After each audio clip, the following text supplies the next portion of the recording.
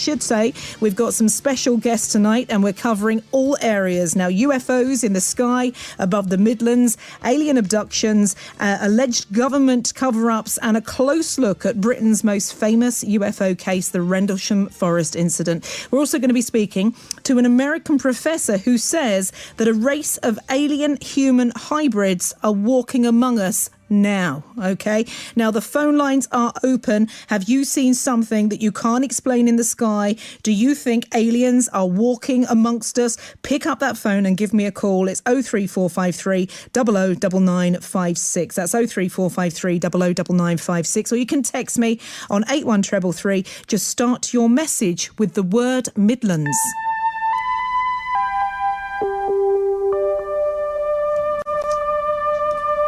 Now, as I said, I'm Caroline Martin, and I'm joined tonight as well by the one and only Brett Burks. If you are listening in any place other than Birmingham, then you may not know of Brett. You probably don't know of me either, but he's my producer during the week. But tonight, you're here.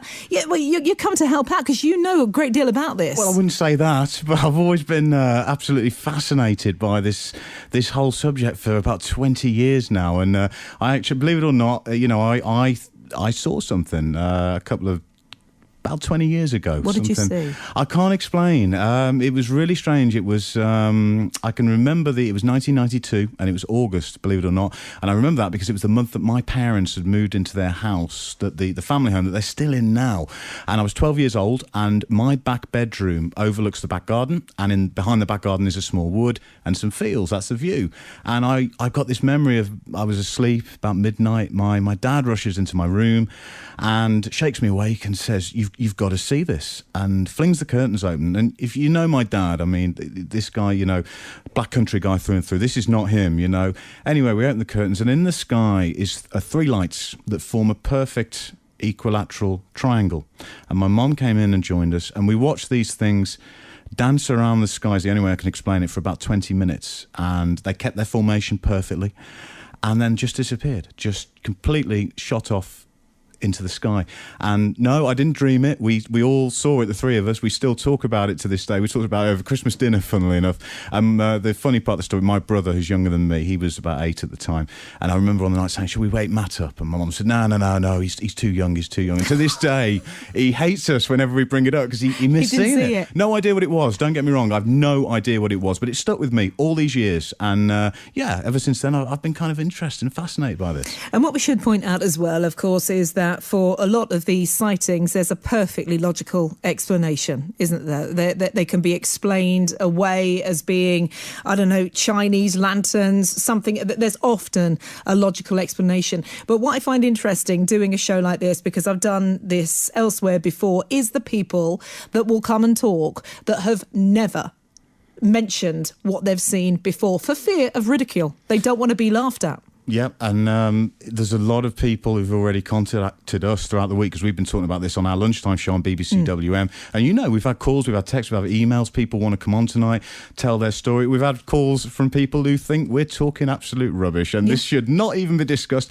And they're going to come on and say, no, people aren't seeing strange craft. They're not seeing aliens in the sky. This is what they're seeing, and this is why. And so we're going to look at both sides of the coin tonight, if you will. And we've got some fantastic guests on the show as well. Yeah, we've got some brilliant guests. We have got Timothy Good, haven't we? Nick Pope and David. Well, this is the one I'm really looking forward to. This gave me food for thought, I tell you, when I was reading through his book. David Jacobs is an American professor, a history professor, PhD. For decades has been investigating alleged alien abductions. He has interviewed hundreds of people from all over the world who claim they're abducted by aliens, and he has come to the conclusion that, as you said a few minutes ago, a race of alien-human hybrids are here on this planet walking among us. This is out there, I can't wait to hear what David's got to say on this. It's fascinating, it's bizarre, it's ridiculous as well, to be honest with you. That's coming up tonight too. Yeah, and I must warn you, Brett, that the last time I did a show like this, for the love of doing it, I received a 90 quid fine and 3 points. because I was driving home down the expressway and I was going a little bit too fast because it had kind of rattled me, what I'd heard. Do you know what I mean? So I'd lost reason to a point. I wasn't hurtling along. I was just going about a little bit too fast. And I got pulled over by a police car when I got onto the M6 who said, look at what speed you were doing. Why were you going that fast? And I said, to my shame, I was being followed by a spaceship, or at least I thought I was. He looked at me as if I was absolutely mad. So tonight, will you warn me when you leave this building, just stick to the speed limit? Well, we're both going our separate ways at 1 o'clock, aren't we, when we finish on it? It's a shame you didn't go all the way through to the magistrate's court and stand up and say, you know what, I saw a UFO in the sky and it distracted me. Best not go there. So once again, welcome. I mean, whether you're listening on BBC WM, and hello to everybody in Coventry and Warwickshire, BBC Hereford and Worcester, we've had messages from there already, BBC Radio Stoke, and hello to everybody listening to BBC Radio Shropshire. If you're feeling a bit shy and you're thinking, well, I want to call, but dare I? Am I going to be ridiculed?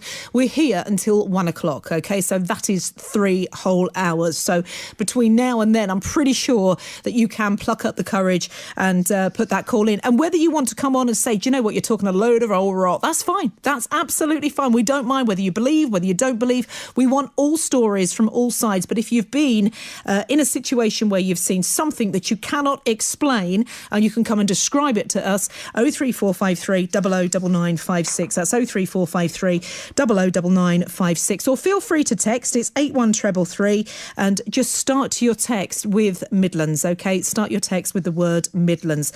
Now, as we said, people have been calling up because they've wanted to come onto the show and tell us what they've seen. And Edward from King's Heath is on the line. Now, you saw some strange things in the skies above Hall Green, didn't you, Edward? Yeah, well, it was.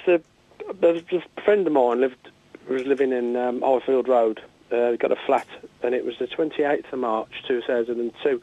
And what it was about 10 to 8 at night, so it was like a wintry sort of evening. And he'd said to me, he was living in Manchester, and he said, could I go up and get his post? So I said to him, I'll go and get it for him, and then I was going to send it on. So I left my house about 10 to 8, and it's about a 20-minute walk. So I went up to his flat, went in, got his post, and he lives on Highfield Road. It's like a dual carriageway, which literally is a couple of minutes away from the Stratford Road, the big long Stratford Road that goes all the way up to Stratford. Yeah. So I comes out of his flat, looks at my watch, and it was about 20 past 8. And as I'm crossing the dual carriageway, I think I'll go a shortcut home. So I'll go down Sherwood Road, which is straight opposite. And just as I'm crossing the road, in sort of view in my eyesight, there's 3 points of light in the distance, but they weren't flashing. That was the thing that struck me straight away. They weren't flashing. There were just 3 points of light moving. And I thought, it could be anything. But the point of it was, as I walked further down Sherwood Road, these lights came closer to me. Mm. And as I sort of came level with it, it was a great sort of elongated, sort of triangular pyramid type thing.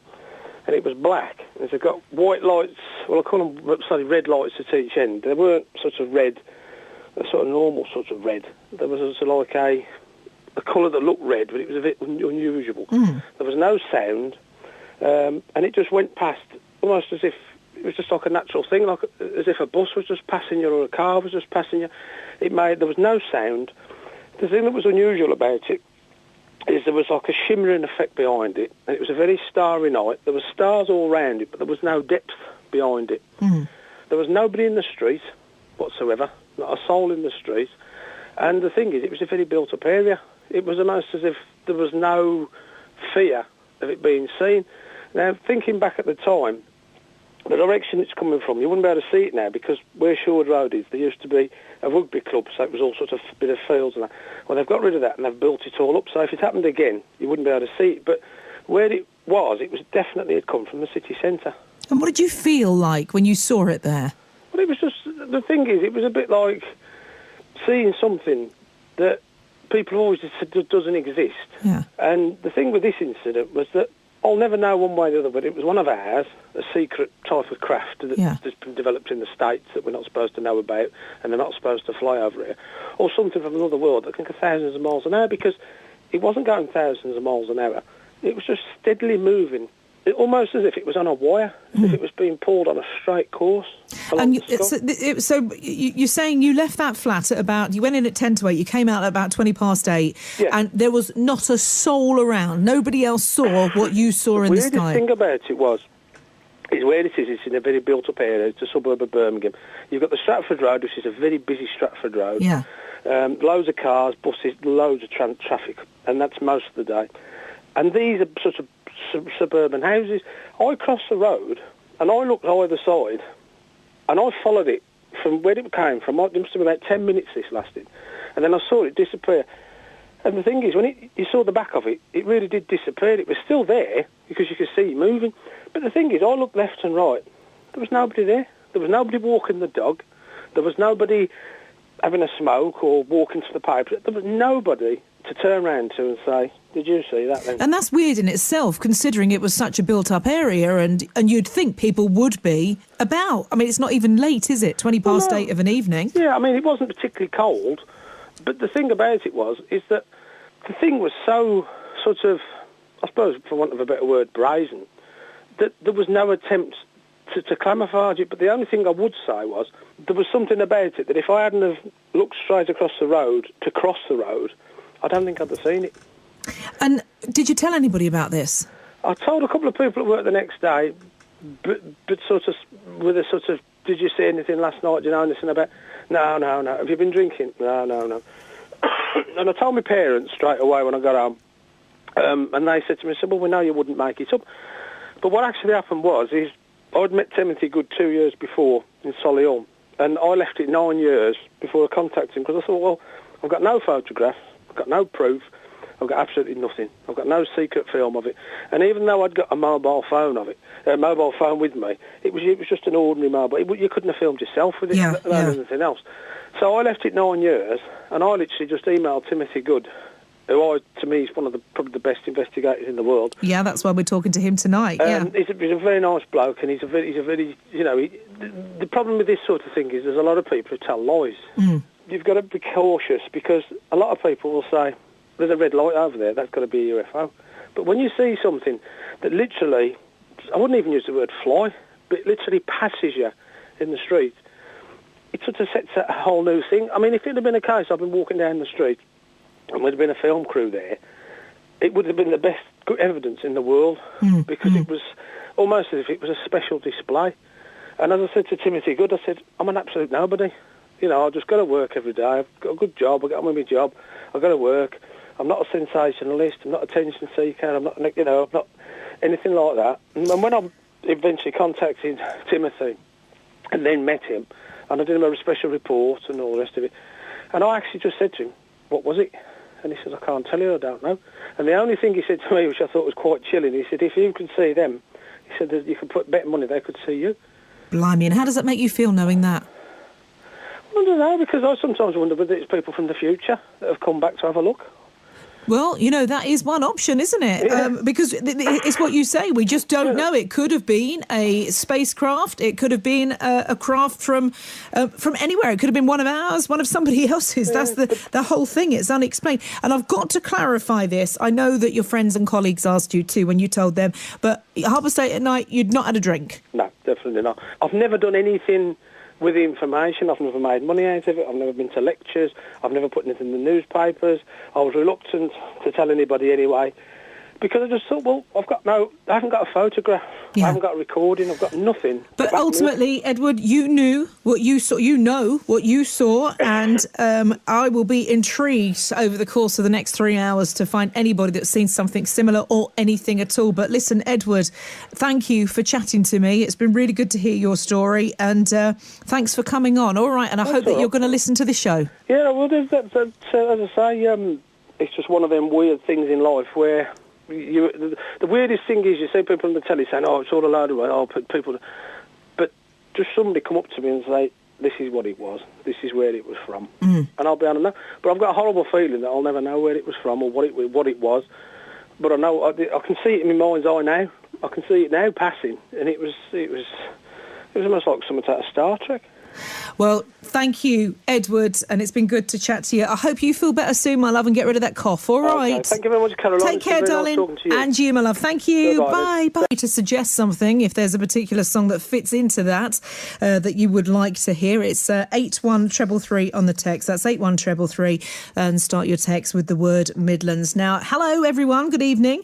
This is a very special show across all BBC local radio stations in the Midlands. I'm Caroline Martin, and until 1 o'clock, we're going to be talking about UFOs and alien abductions. Now, I know that this is a very controversial subject, and some people, they're convinced that they have seen something, and then you've got other people that think, what are they talking about? Are they crazy? Are they mad? There is absolutely nothing out there at all. Well, tonight, we're going to talk to various experts and various people that think, you know what, this is a load of old rubbish. Whichever camp you fall into, pick up that phone and give me a call, OK? 03453 009956. That's 03453 009956. In a bit, we're going to be talking to Ray, who's given us a call from Wolverhampton. He was in the RAF in 1955, and he has got some tales to tell, but don't feel shy, okay? We've got people listening all over from Coventry and Warwickshire, Hereford and Worcester, BBC Radio Stoke, BBC Radio Shropshire, and BBC WM. So welcome to you all, and just get involved, whatever it is that you want to say. Now, Carl is in Tamworth. Hi, Carl. Evening, Caroline. Good evening, my love. How are you tonight? I'm all right, thanks. Yeah, not too bad yourself. Yeah, not too bad. Saturday night, and here we are talking about UFOs and all sorts of things. Do you believe then, Carl? That's the question. Absolutely, 1,000,000%. At the end of the day, I think it's probably a mathematical certainty that there's got to be life out there. The universe is infinite, and I think if you look at take for instance the ocean, if you were to take a tiny speck of water, just a tiny little drop of water out of the ocean, that's probably how much of the universe we've explored. It's absolutely infinite. There's got to be life out there. There's no doubt about that. And I personally believe that I did. Well, I know I saw a UFO. It's a UFO to me because I can't identify what it was. Do I think it was from outer space? Well, it certainly did look like anything I've ever seen on Earth, let's put it that way. So what did you see? Describe it to us then, Carl. Well, OK. Going back a while, I'm going back to the summer of 76, when I was only a kid, then about 13, 14. And as you probably know, 76 was a very hot summer, and not a cloud in the sky for months and months. It was pure blue sky every day. And one afternoon, me and a mate of mine had called for another mate, and we were sort of waiting outside his house, sort of leaning on our push bikes, waiting for him to come out. And I happened to look up in the sky, and there was an object up there. Altitude-wise, I'd have to say, if you imagine a 19-storey block of flats, because I use that as a guide because there's lots of blocks of flats around it. Imagine the height of that plus half of that again. So it was fairly high, but not too high that you couldn't get a good look at it. Do you know what I mean? Even if I were to say to you, imagine a large Havana cigar draped over a saucer, with a saucer being underneath it. You know, that's the sort of shape of the object that I saw. And the whole object was moving around in a circle, not just the source of it, but the whole object was moving around in a constant circle. And I pointed it out to my mate, and a couple of people who were walking down the street looked at it as well. And it was there for ages, absolutely ages. It was sort of grey in colour. And it just carried on in this weird circular motion. And eventually it started gaining altitude until it got so high you couldn't see it anymore. It just went. And I've no idea what that was. I mean, not from that day to this, I've no idea what it was. And how did you feel when you saw it?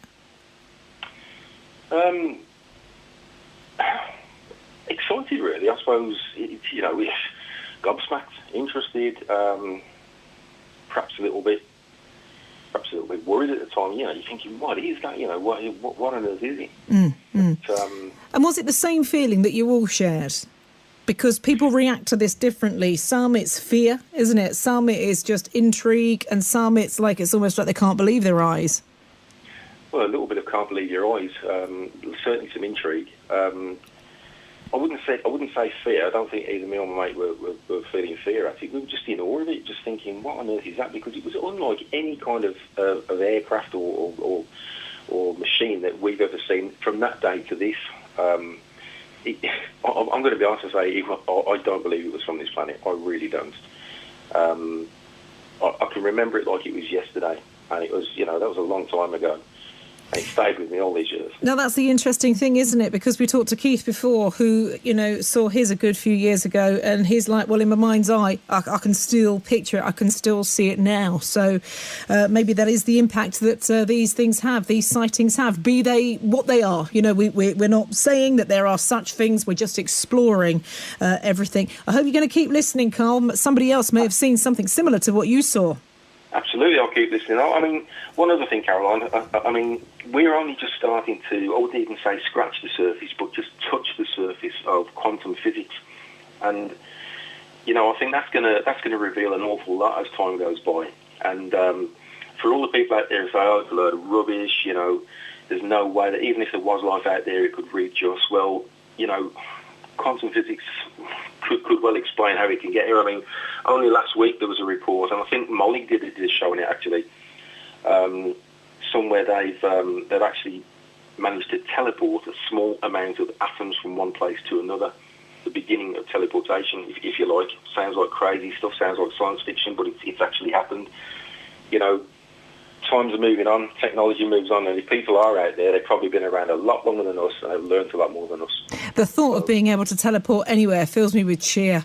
You have no idea how often I'm nearly late somewhere, so the thought of being able to stand in one spot and then be at work like a matter of seconds later and miss all that traffic, that's cheery. Bring it on. Listen, Carl, lovely to talk to you, and look after yourself and keep listening. That's Carl in Tamworth. Join Carl and come and talk to me. 03453 009956. That's 03453 009956. I'm Caroline Martin across all the BBC local radio stations in the Midlands, and we welcome you to the show and would like it even more if you would come on. If you're feeling a little bit shy at the minute and thinking, oh, you've still got 2.5 hours, but do remember the number 03453 009956. Thank you for your music suggestions. Because we're talking about UFOs, alien abductions and that kind of thing, then text a song suggestion too, because I'm going to be playing some more. We've had The Police, Walking on the Moon suggested, David Bowie, a couple from him, Boy Meets Girl, we can put that on, waiting for a star to fall. If you want to suggest a song, 81333, and all that you need to do is to start your text with the word Midlands. Now, let's have a chat to Ray, who's in Wolverhampton, who called up at the beginning of the show. Good evening, Ray. Hi, good evening to you. And thank you very much for calling up and joining me tonight, Ray. So tell me your story. Right. In 1955, I was stationed at RAF Wartling in just by Brighton and Bexhill.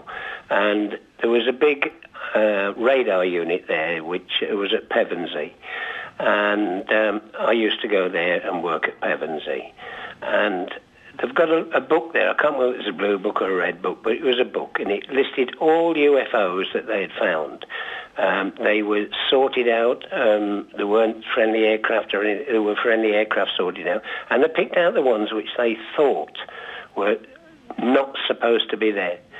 And aircraft from Biggin Hill or Tangmere were sent to investigate. And when they got to these various things which was found on the radar screen, they either shot off at immense speeds, or they went straight up into the air, and some of them were as big as houses and squares, some were round. And I think, from what I can remember from the book, that these sightings have been cited even during the last war, and they were all logged. And to me, that convinced me that there was something. Now, I used to be on Beacon Radio, the sky at night over Wolverhampton. But my observations are all I've had. I've never seen anything. So, but I believe from the reports that I had seen that there was something which was unexplainable, because our aircraft could not catch them. They could get close to them, and then they just shoot off. And they went at so immense speeds that there's no way that they catch them. And I read back on the book as well later on in the war, when they had, I think they were called Foo Fighters, lights which were coming around Bomber Command aircraft, Halifaxes and Lancasters. But that's a distant memory now. I mean, I'm going back 60-odd years. But there were reports there that the pilots were seeing unusual objects tracking the bombers in the war. Did you ever speak to any of the pilots that were in these planes that saw these craft? No, I'm sorry, but I wasn't qualified to do that. I was just an ordinary airman. But I did actually see the reports when they logged them. And I mean, I know that this is you're going back away here, Ray. But can you? I mean, how regular was this occurring? How regularly? I can't really say, but it was on a regular basis that they picked up aircraft or something which wasn't supposed to be there. It wasn't a plane which was belonging to the Earth. And when they got to them, they just shot off at fantastic speeds, and we didn't have the technology to chase them. Do you believe? Oh, yes. I am fully convinced from reading the log that, yes, something is out there. Whether or not it's aliens from another planet, I don't know. We're going to be talking to a variety of people as the show goes on tonight. We're going to be talking to Nick Pope about the Rendlesham Forest incident. We're also going to be talking to Timothy Good as well, getting his take and his expertise on this. Plus, of course, we're going to be talking to people that think it's a load of old bunkum, that don't believe in it whatsoever at all. But it is fascinating to hear what people have to say, isn't it, on this? Yeah, but I am going on what the radar picked up. Things which weren't supposed to be there. Right, they weren't supposed to be. I think if you ask one of your experts later on in the series, do you know anything about Foo Fighters? They will tell you. Well, listen, Ray, it's been fascinating talking to you, and thanks for picking that phone up and giving me a call tonight. All right, my love. You're very welcome, and thank you very much. Thank you, Ray. Yeah. Right, call me, 03453 009956. It may not have been that you've seen anything yourself. Maybe you have been in a position like Ray where you've read stuff that suggests that something is out there. And also, do call up if you're thinking, what is she going on about? Really? People walking amongst us? Aliens here already? What is she talking about? Now, I'm not saying that this is the case. I'm sitting on the fence here tonight. I'm going to be talking to various people. We'll hear their stories and hear what they've got to say. And I want to hear your stories because I know there's so many people that have had something happen that they can't explain. And perhaps they're fearful of telling everybody because they think they're going to be ridiculed. Well, that's not the case here. But if you do fear that, then change your name or just come on anonymously. 03453 009956. That's 03453 009956. And you can text me 81333 and make sure that you start your text with the word Midland. Thank you for your song suggestions tonight. We're doing something a little bit special. We're talking about UFOs and alien abductions.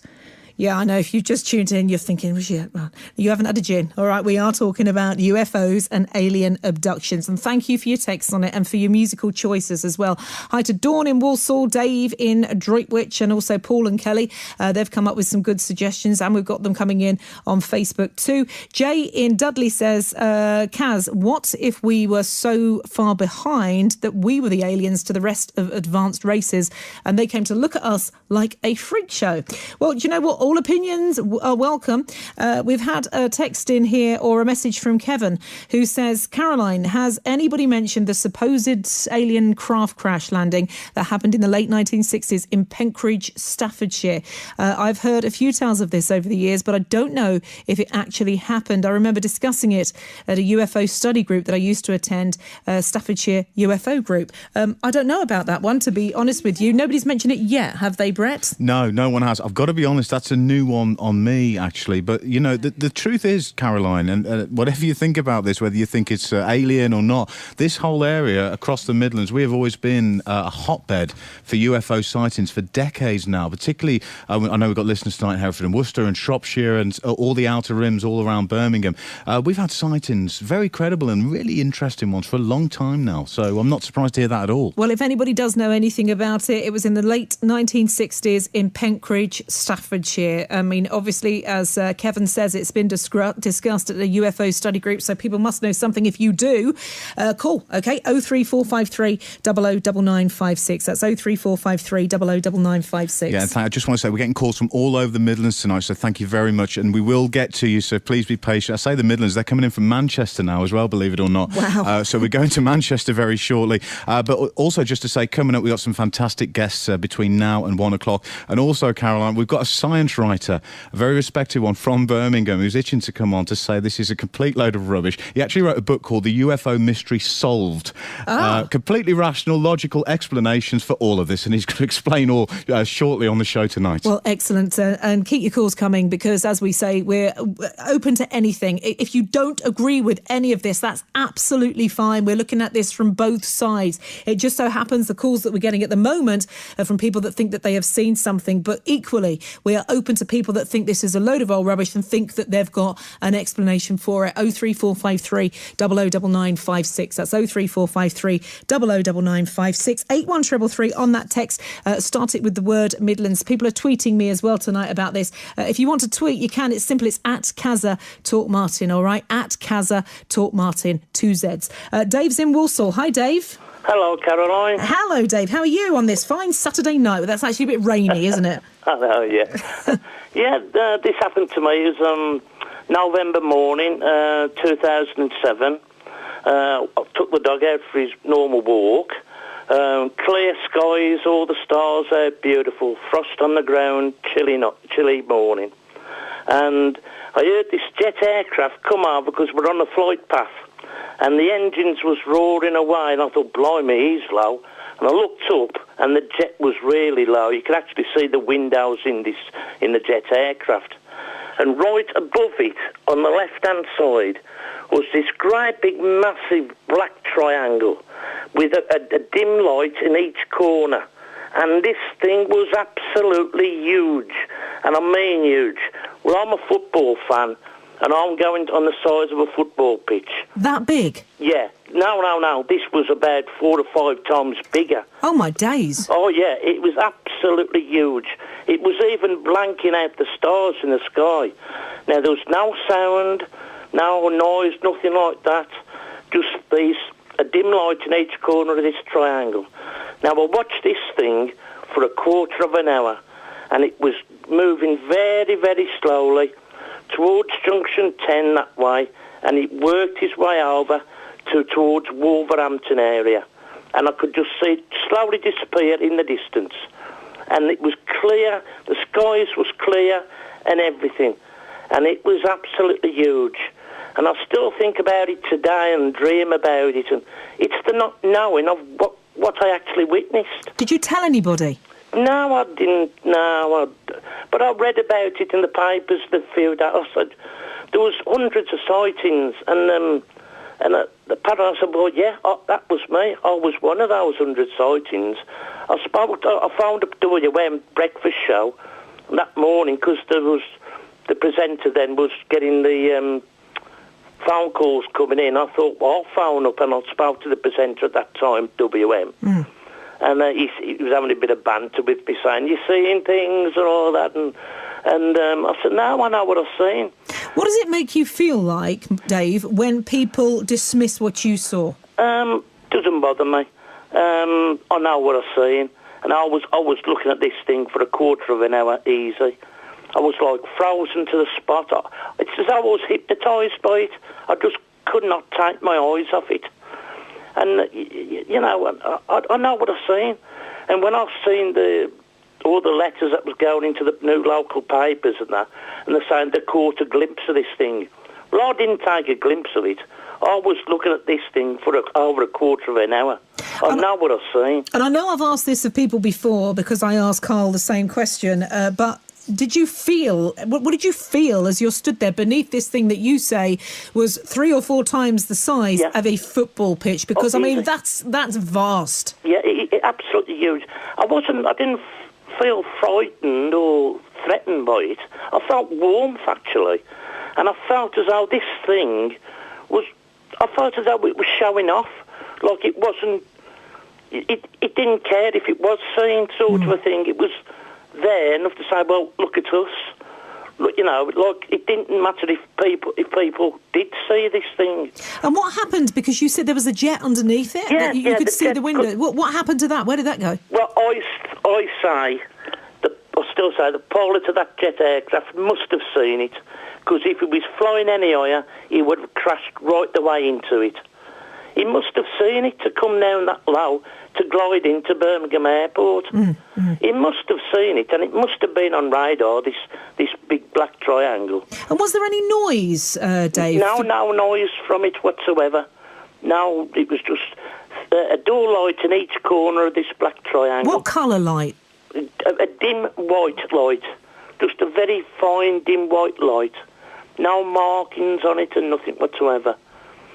Well, do you know what? It's fascinating, Dave, and perhaps as the time goes on, there'll be other people that saw that. As you say, many people did. It was in the newspapers as well. That was in 2007, you say? November 2007, yeah. Well, listen, Dave, fascinating story. Thank you. Keep listening, because we've got all sorts of experts coming up and people that say this is a load of old rubbish as well. So, you know, we can make what we will at the end of the night. So keep listening. All right, my love. Okay, Keza. Thank you very much. That's Dave in Walsall there. Do keep calling 03453 009956, whether you're calling your listeners to BBC WM, BBC Coventry and Warwickshire, BBC Hereford and Worcester, BBC Radio Stoke or BBC Radio Shropshire. We welcome everybody tonight on the show. I just want your stories and your thoughts on this. What do you think? Do you think that there's anything else out there? Are we alone? Do you think they're here? Do you think they're coming? Or do you think, well, do you know what? I don't know what you're on tonight, lady, but whatever it is, you need to put the lid on. Eileen's in Manchester. Hi, Eileen. Hi, Cara. I was about to burst into song there. Hello, Eileen, but that was inappropriate. Right, listen, what have you seen? Well, I've jotted them down in chronological order so I don't waffle. Right. The first one was in February 1957, and that was at Denshaw in Saddleworth. And my dad screamed for me to come out running out. And when I did, because that's how I know exact date is right, because I'd had my leg operated on, and I couldn't move very quickly. But when I went out, he pointed, and I could see this white light shooting away fast as anything. And he says, "Why didn't you come out when I said?" And apparently it had been, what he said was sniffing at the breather pipes on the petrol pumps. And Sniffing? Yeah. He said it looked as though it was testing the fumes, you know. Right. And the next one was in autumn 59. And my brother came. I'd moved then. I was married. This is at Lydgate in Saddleworth again. And my brother came piling into my house, shocked as anything, and said, "Quick, come outside." So I did, because I knew from his face it was something special. And when we went out and stood in the yard and looked, and it was high up, but it was just still as though it was a star. And we watched it for a couple of minutes, and then it just shot off as quick as you could think. How? So and the next one. What? Hold on a minute, though. What did you? I mean, it shot off as quick as a star. No. It shot off. It was hovering like a star. And what did it look like? It was just a round, bright circle, just that one. Right, OK, so that was a round circle, hovered for a few minutes and then shot off. And what about the third one then? Hello? Sorry. The next one was quite frightening. I did do a little poem about it, which might explain it better. I was sitting late one night, and I experienced a fright, living high up in the farmhouse on the hill. For the curtains were not drawn, and I half turned as I yawned, saw a pale face looking at me over the sill. Just a moment passed, I reckoned, while still sitting stunned a second. Then I rose and jumped to windows, now in haste. That odd person was not there, but a spaceship made me stare, not a seam or rivet on the hull so vast. About 30 feet across, but no windows were embossed on that strange craft hovering over my garden wall. With lilac light it started glowing, then some miles away was flowing, so fast eyes hardly followed it at all. It was now above the site of the substation, not quite 4 miles along the A road in the valley.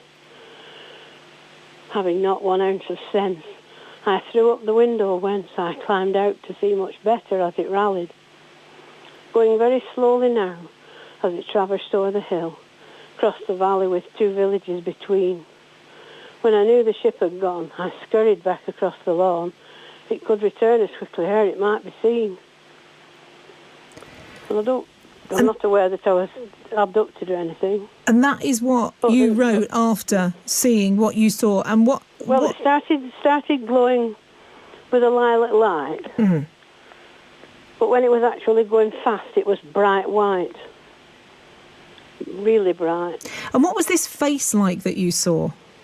It looked, this was a traditional cigar-shaped one, but that was because I was slightly underneath it. Mm. Mm. It was further away from me, about... But you said that when you were in bed that night, or when you were in your room that night, you saw a face at the window. I was sitting in the front room. Right, so then you saw a face at the window? Yeah. And what did that look like? Well, I didn't know anything about the Roswell things then, but it was like that. I thought it was somebody staring at me with sunglasses on so I couldn't see who they were, but it was big black eyes. And was that the last time? Sorry? Was that the last time, the 3 of them? I beg your pardon? Was it, you said that you'd had all these, that was the 3rd and final instance, was it, of seeing anything? No, 3 more after that. 3, and 2 reported ones. Right, and were they similar, Eileen? Because we've got a lot of calls to get to. So no, one of them, the next one, I lost 3 hours. It was very frightening. So you lost what, sorry? Children never to stop and look at them. You lost 3 hours? My daughter came in once from youth club. Right. And we were just about worried about her because she hadn't turned up, and she had one followed her up the road, so she dived under the tree next to the wire till it had gone, and she came in and she was really ill about it, but the next morning she didn't know anything about it. And the next one after that's another one that I didn't see, but this was definitely winter. It was when we'd been snowed in, and my other daughter broke her leg. And when the ambulance, just to cut it short, when the ambulance men came up and we were going back down, one of them said, "Oh, look, you've got a good view here."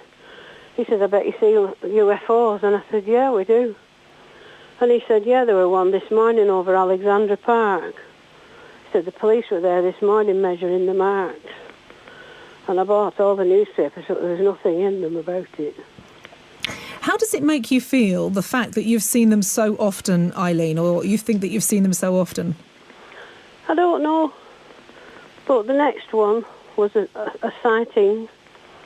And my daughter was 30 by now, and she was talking to a friend of hers had come up with her. We were talking about this, and he said, "Do you ever see any in the daytime?" I said, "No, I've never looked." So he says, "Well, let's have a look." So you won't believe this, but we went out, and there were 3 aeroplanes, ordinary ones, 2 going one way, and the middle one was going the other way. And behind the middle one, there was a UFO, just as we were looking in the daylight. And while we were watching it, it shot across to the farthest one, which must have been 10 or 20 miles away, you know, that sort of, you can't tell really. And then it came straight back again to the one nearest to us, followed it. Then it went in front of the aeroplane, and the pilots must have seen it. And then it shot off at about 75 degrees, as quick as you could think, and it had gone up into the sky and gone. Well, so we reported that one. I reported it to the police, and they told me to ring Barton Airport because that's where the radar is. And did you? So I did that. And had they spotted anything? Well, they didn't say. Well, there's Eileen with all those sightings going on there then. It's seemingly one after the other, but there was years spanning them, I'm quite sure. But, you know, you could be listening to this now, I think, I can visualise people just sat there shaking their heads and thinking, what is going on? And then there'll be others that are nodding their heads, agreeing, because they've seen or witnessed something similar. Whatever your story, give it to me tonight, 03453 009956. And then there's another one. There is plenty of proof about the existence of UFOs, but it's ignored by the media. So please stop apologising. All I'm saying, Les, is that there are people that believe and there are people that absolutely do not believe. They don't think that there is anything out there whatsoever at all. And tonight we're going to hear from both sides. In the next couple of hours, we are going to be talking to Timothy Good. We're going to be talking to Nick Pope as well, and plenty of other people besides. And if you want to come on and chat, 03453 009956. That's 03453 009956. But as I was saying, Les, there are plenty of people that don't believe. So let's have a chat with someone who thinks that UFOs are nothing to do with aliens. Stuart Campbell is a science writer from Birmingham. He's written a book called The UFO Mystery Solved, and he's on the phone. Hello, Stuart. Hello. Hello, Stuart. Thank you very much for joining me. So we're getting lots of calls from people that think that they've seen something in the sky, and you're saying then that there's a logical answer to mostly all of them. Well, I've investigated a lot of UFO reports over the years, and I've never been stumped completely at all. There are strange things seen in the skies, but it's a question of finding the right answer to them. None of them, in my opinion, have ever been proved to have anything extraterrestrial about them, apart from being astronomical objects, of course. So what do you think these things are then? Because we've had triangular-shaped things, cigar-shaped things that have been seen in the sky. We talked to Dave, who said there was something above him with glowing lights in each corner that was the size of 3 or 4 football pitches. I mean, that sounds vast. What do you think it could have been then? I can't comment on a particular instance without a lot of information. The atmosphere has some very strange effects, and there needs to be some light source, a very distant light source. Often these are astronomical, but they can have other sources like landing lights of aircraft and so on, or searchlights, or even lighthouses. The atmosphere will distort the effects of these things, and I'm not claiming that what these people are seeing is one of those distortions, but it sounds very much like it. In my book, I deal with a subject of mirages, which a lot of people don't know much about. You've seen mirages on a road in hot weather. You see a reflection of the sky in the road, but a lot of people don't know that the sky itself can do the same thing upside down. Especially on a cold night, some of the people who phoned in to you have been describing clear skies and fairly cold weather. Temperature inversions in those circumstances cause a sort of a barrier in the sky that can reflect distant objects in a remarkably unusual way. If I was given full access to these people and their accounts and could get the information I require, I would guarantee that I would be able to explain them. Although they wouldn't possibly accept the explanation. No. So, but what you're saying is, so in the sky, it could be reflected from something that's actually on the ground and sort of become bigger. Yes, it could be on the ground, or it could be an astronomical object that's very low in the horizon, which, of course, is a very long way away. But what about the reports that these things are tracked on radar? Yes, well, radar is another difficulty altogether. Radar has improved a lot over the years, and radar operators know that they get a lot of spurious returns, and the radars have been altered over the years to get rid of these spurious returns, which were not extraterrestrial in any way, but the atmosphere bends radio waves just like it bends light waves, and so they can pick up some object that they don't understand immediately what it is, but eventually it can be tracked back to some object on the ground or an aircraft at a very great distance. Now, it's fascinating what you said, that often you can prove that what they saw isn't what they think they saw, but they don't like to hear that. I mean, so have you ever had anyone that's out and out argued with you? No, they tend not to argue with me, but they think, well, I know the usual phrase is what I've heard tonight. I know what I saw. Mm-hmm. Well, of course they know what they saw. I don't disbelieve their description of what they saw. I just will disagree with their interpretation of its significance. It's so unlikely that other intelligences are in the universe near us or near enough to be able to get to us. and then hover around frightening us in the middle of the night, we would have great difficulty getting to them. It's so unlikely that you have to discard that possibility and think of some simpler explanation, and there are simple explanations around. Now, we're going to be talking to an alien abduction expert later. I mean, what do you think about people who say that they're being taken against their will by aliens? Well, I kept off that subject in my book because I'm not an expert. You need to be a psychologist. But as I understand it, a lot of these reports of abductions have come from hypnotic regression. And you've probably heard of the false memory syndrome that occurs under such regressions. People can inadvertently be led to tell accounts or give accounts of things that didn't occur. This has been proved in some cases that they recalled incidents that could not have happened. In fact, some experiments have been done to show that a scientist, a psychological scientist, could induce false memories in people. So it's an unreliable technique, and I wouldn't take any of these accounts very seriously. It's a serious matter for the people who believe it, if they've been told that this is what happened to you in the past by some hypnotist. But they should be very wary of these accounts. Well, we are going to be talking to David Jacobs later on in the show, who has done just as you suggest and hypnotised people. So we'll pose that question to him, how he goes about it. Yes. So you think then that the majority of what people see, because nobody's ever 100% sure about anything, but the majority of what they're seeing, you could find an explanation for. I've had a tweet back from Les who says, would he argue with a policeman who has seen a UFO? I guess, well, the answer is what, Stuart? Police are trained in all sorts of things, but identifying objects in the sky is not one of their specialties. So, okay, a policeman reports a UFO. I would take that as seriously as I would take it from any other person.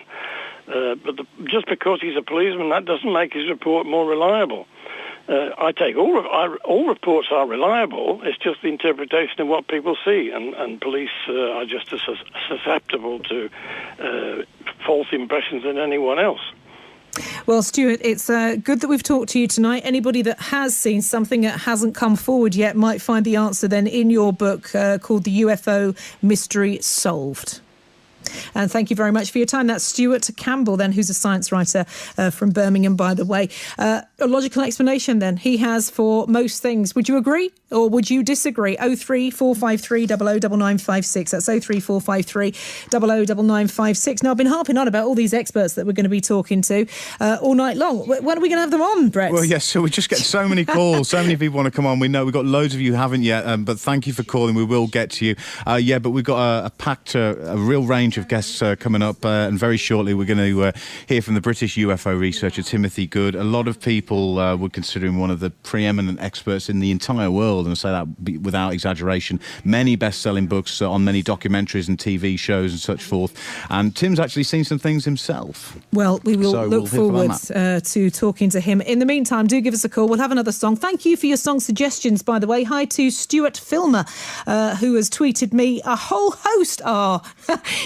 He's suggested that one by the Ra band that I was telling you about earlier, Brett. We'll see if we can get that. Also calling occupants, of course. Many, many more songs. You can tweet me. It's at Kazza Talk Martin, or you can text. Quite simple, 81333, and start your text with the word Midlands. Of course, we can't do this, though, without playing David Bowie. It's a god-awful small affair. There's a star. No.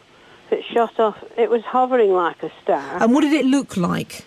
It was just a round bright circle, just that one. Right, OK, so that was a round circle, hovered for a few minutes and then shot off. And what about the third one then? Hello? Sorry. The next one was quite frightening. I did do a little poem about it, which might explain it better. I was sitting late one night and I experienced a fright, living high up in the farmhouse on the hill. For the curtains were not drawn, and I half turned as I yawned, saw a pale face looking at me o'er the sill. Just a moment passed, I reckoned, while still sitting stunned a second. Then I rose and jumped to windows, now in haste. That odd person was not there, but a spaceship made me stare, Not a seam or rivet on the hull so vast. About 30 feet across, but no windows were embossed on that strange craft hovering over my garden wall. With lilac light it started glowing, then some miles away was flowing, so fast eyes hardly followed it at all. It was now above the site of the substation, not quite 4 miles along the A road in the valley. Having not 1 ounce of sense, I threw up the window whence I climbed out to see much better as it rallied. Going very slowly now, as it traversed over the hill, crossed the valley with 2 villages between. When I knew the ship had gone, I scurried back across the lawn. It could return as quickly ere it might be seen. And I'm not aware that I was abducted or anything. And that is what you wrote after seeing what you saw. And what? Well, it started glowing with a lilac light. Mm. But when it was actually going fast, it was bright white. Really bright. And what was this face like that you saw? It looked, this was a traditional cigar-shaped one, but that was because I was slightly underneath it. Mm. Mm. It was further away from me, about... But you said that when you were in bed that night, or when you were in your room that night, you saw a face at the window. I was sitting in the front room. Right, so then you saw a face at the window? Yeah. And what did that look like? Well, I didn't know anything about the Roswell things then, but it was like that. I thought it was somebody staring at me with sunglasses on so that I couldn't see who they were. But it was big black eyes. And was that the last time? Sorry? Was that the last time, 3 of them? I beg your pardon? Was it, you said that you'd had all these, that was the 3rd and final instance, was it, of seeing anything? No, 3 more after that. 3, and 2 reported ones. Right, and were they similar, Eileen? Because we've got a lot of calls to get to. So no, one of them, the next one, I lost 3 hours. It was very frightening. So you lost what, sorry? Children never to stop and look at them. You lost 3 hours? My daughter came in once from youth club. Right. And we were just about worried about her because she hadn't turned up, and she had one followed her up the road, so she dived under the tree next to the wire till it had gone, and she came in and she was really ill about it, but the next morning she didn't know anything about it. And the next one after that's another one that I didn't see, but this was definitely winter. It was when we were snowed in, and my other daughter broke her leg. And when the ambulance, just to cut it short, when the ambulance men came up and we were going back down, one of them said, "Oh, look at, you've got a good view here." He said, "I bet you see UFOs." And I said, "Yeah, we do." And he said, "Yeah, there were one this morning over Alexandra Park." He said, "The police were there this morning measuring the marks." And I bought all the newspapers, but there was nothing in them about it. How does it make you feel, the fact that you've seen them so often, Eileen, or you think that you've seen them so often? I don't know. But the next one was a sighting. And my daughter was 30 by now, and she was talking to a friend of hers had come up with her. We were talking about this, and he said, "Do you ever see any in the daytime?" I said, "No, I've never looked." So he said, "Well, let's have a look." So you won't believe this, but we went out, and there were 3 aeroplanes, ordinary ones, 2 going one way, and the middle one was going the other way. And behind the middle one, there was a UFO, just as we were looking in the daylight. And while we were watching it, it shot across to the farthest one, which must have been 10 or 20 miles away, you know, that sort of, you can't tell really. And then it came straight back again to the one nearest to us, followed it, and then it went in front of the aeroplane, and the pilots must have seen it. And then it shot off at about 75 degrees, as quick as you could think, and it had gone up into the sky and gone. Well, so we reported that one. I reported it to the police, and they told me to ring Barton Airport, because that's where the radar is. And did you? So I did that. And had they spotted anything? Well, they didn't say. Well, there's Eileen with all those sightings going on there then. It's seemingly one after the other, but there was years spanning them, I'm quite sure. But, you could be listening to this now, I think... I can visualise people just sat there shaking their heads and thinking, what is going on? And there'll be others that are nodding their heads, agreeing, because they've seen or witnessed something similar. Whatever your story, give it to me tonight, 03453 009956. It's Caroline Martin with you until 1 o'clock in the morning. We are talking about, all things to do with UFOs, to be fair. UFOs, alien abductions, that's what's on the book to come up before 1 o'clock. It is a controversial subject because we've got people passionately interested in this, and people equally as passionate about the fact that this is a load of old rubbish. There's absolutely nothing whatsoever at all out there, and people that think there is are deluded, basically. Just to quickly talk to you, Brett, because you're the ones that are answering the phones out there tonight, you and Sue. We've got listeners in Coventry and Warwickshire, Hereford and Worcester, Birmingham, the Black Country, Stoke, and also in Shropshire. This may be you can't pinpoint this question, but where are the most sightings coming from? From people that are just calling up that don't want to talk on air, but have we got a particular place where things are spotted more than others? I think there seems to be a little bit of bias towards more kind of rural areas of the Midlands. We're getting quite a few calls from Staffordshire and around those kind of areas, which kind of makes sense, doesn't it? Not so many in the middle of Birmingham city centre, for example. But I will just say one thing. We just had an email come through in reaction to what Stuart and you were just talking about. Stuart, as we heard, very against this whole thing. We had an email from a man called Gary Hesseltine come through. Gary is very well known in UFO circles, and get this, Gary is a retired police officer who saw a UFO and now runs a website for other serving police officers to report UFOs to. Gary's listening online somewhere in the UK, and we're going to try and talk to him Gary, as well at some point. Cool, and come on, okay? It will be lovely to talk to you. Well, we'll let you get back to the phones. Thank you. If you have called and you want to come on, but be patient, okay? So many people are calling tonight, which is absolutely fantastic. But I do want to play you these people that we've talked to, and I want to talk to Timothy Good, Nick Pope, etc., because that's what it was all about, to have had them on to talk. We've got a range of special guests on the show for you tonight. Now, Timothy Good calls the UFO phenomenon the most highly classified subject on Earth and has written numerous best-selling books on the subject. Now, he has travelled the globe interviewing key witnesses, including astronauts, military and intelligence specialists, pilots, politicians and scientists. Now, he was the first Western UFO researcher to be interviewed on Russian television following the collapse of the Soviet Union, and was also invited for discussions at the Pentagon in 1998, as well as acting as a consultant for several American Congress investigations. Now, his latest book, Earth, an Alien Enterprise, is available now. And I spoke to Tim earlier, and I just wanted to make one thing clear. The vast majority of UFO sightings can be explained away. In fact, the biggest cause of UFO sightings in recent years is actually Chinese lanterns. Absolutely, yes. Talking of Chinese lanterns, they haven't been around for quite a number of years now, but they played their part and they fooled a lot of people and probably burnt a few fields as well.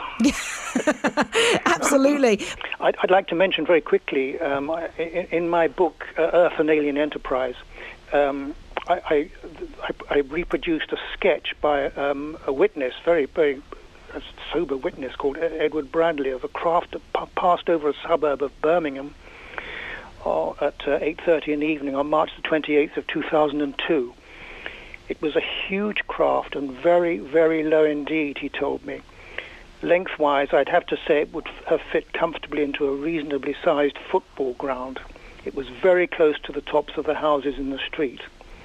There wasn't a soul about in the street at all, and no one to speak to or say, "Did you see that?" And that was reported by Edward Bradley, and I met him in person and with some other colleagues, and I found him completely convincing. Tim, it's funny that you should mention that, because we actually talked to Edward right at the beginning of the show, and absolutely, what a fascinating story. It was like, whoa. Tim, Can I ask, is there an agreed starting point for when UFO sightings began? I mean, I know that the first reported sightings in terms of modern history, they were during the Second World War, weren't they? Yes, that's absolutely correct. There was an increase of sightings reported, particularly by military pilots and some civilian pilots. And after all, we were in a world war at that time. Prior to that, there were gradually increasing reports of unidentified flying objects. It's had a very long history. There are reports going way back to for example, to the 16th century in Basel, when many disc-shaped craft and cigar-shaped craft were reported by the populace. And I also want to talk about conspiracy theorists around the world. They call the ultimate conspiracy. Now, the claim is that UFOs and aliens are a reality, and world governments know this, but they're covering it up. Now, first of all, if there is a cover-up, when do you believe that it began? I would say during the latter stages of World War II. I think it's kind of embarrassing for governments to have to release information about these craft. And why is it covered up? I mean, I know that I've talked to you in the past and you indicated that you didn't think that the public were ready to hear about this. There would be kind of like mass confusion. Is that still the case, do you think? Yes, but I think it's mostly ridicule. For people who, generally speaking, haven't really looked into the subject in any great depth, which is essential in any subject, I would say. Now, that's interesting because we've been talking about the show all week long here on the radio station, and people have contacted us that have got stories that they've never talked about. We even had a text from a lady who said she'd told her husband, and he said, well, don't tell anybody what you saw because people will think you're just mad. Yes, that's absolutely true. I mean, I've had very few sightings in my life. I think the last one was in 1980, when a brilliant, it was a bright star-like object in daylight in an afternoon. I think it was in December, something like December the 15th, 1980, if I recall accurately, and it was seen by thousands of people over northwest Kent and in other locations. So there's a lot of evidence, and films were actually taken of this craft from a distance. It wasn't a close-up sighting. How many have you seen yourself? I'd say no more than the 3. And did they vary? They did vary, yes. The first one I saw was in southeast London, and I think it was 1963, and it was very high up. It was a tetrahedral, 4-sided object, quite large, I would think. It was there for quite some time, and fortunately photographs were taken from the ground by someone I knew who worked, I believe, for de Havilland, and he took a sharp photograph of that object. Now, it's quite possible that this was some type of radiosonde balloon. That is possible, but it was absolutely stationary for a long time, and ordinary weather balloons and even more sophisticated balloons don't usually just stay stationary for a long time like this one did. Now, I mean, you are, of course, considered to be one of the world's top UFO researchers. Did your interest in this come about by you having seen an unidentified object or after? I would say afterwards, but I first became interested in 1952 when I was taken to the Farnborough Air Show, and I was absolutely thrilled and excited. It was a terrific show, except there was a dreadful crash with John Derry and his co-pilot. The plane just broke up in mid-air in front of the crowd, and it was terrible because quite a number of people died, and it was a very unpleasant, very, very sad circumstances. So that was back in 1952 at Farnborough. I mean, if there is a conspiracy, the logical question is why? Why not tell us? I mean, is it reasonable? We've talked about this, that there would be mass panic. Do you see any point in time that this will be an open subject, that if anybody knows something concrete, that they will come out and tell everybody? It's possible. It's certainly something that I'd like to see, because it's no use continuing ridiculing all the witnesses who report these things. There was one. I live in southeast London, and in Herne Hill area. Just, I think it was last year, a colleague of mine, a violinist, a very fine violinist, saw a craft over Herne Hill for some considerable time, and he's written a very detailed scholarly report for me about that, which was last year. Now, some people believe that the US government and indeed others are in possession of alien technology recovered from crash sites around the globe. I mean, this started with the famous Roswell crash of 1947. I mean, do you believe that we have recovered alien technology? Oh, no question about it. Absolutely no question, according to my information at any rate. Now, to be clear, when believers say that governments are covering this up, they're not necessarily talking about David Cameron and the Conservative Party, for example. I mean, they're talking about hidden government, sometimes known as the military-industrial complex. What can you tell us about that, Timothy? Well, let me cite Ben Rich. This was someone I have great admiration for. He developed the stealth program. Ben Rich, and he headed what's called the Lockheed Martin Skunk Works, which developed stealth aircraft, and this was way back. And he made an extraordinary statement in March of 1993, which I quote. It's quite short.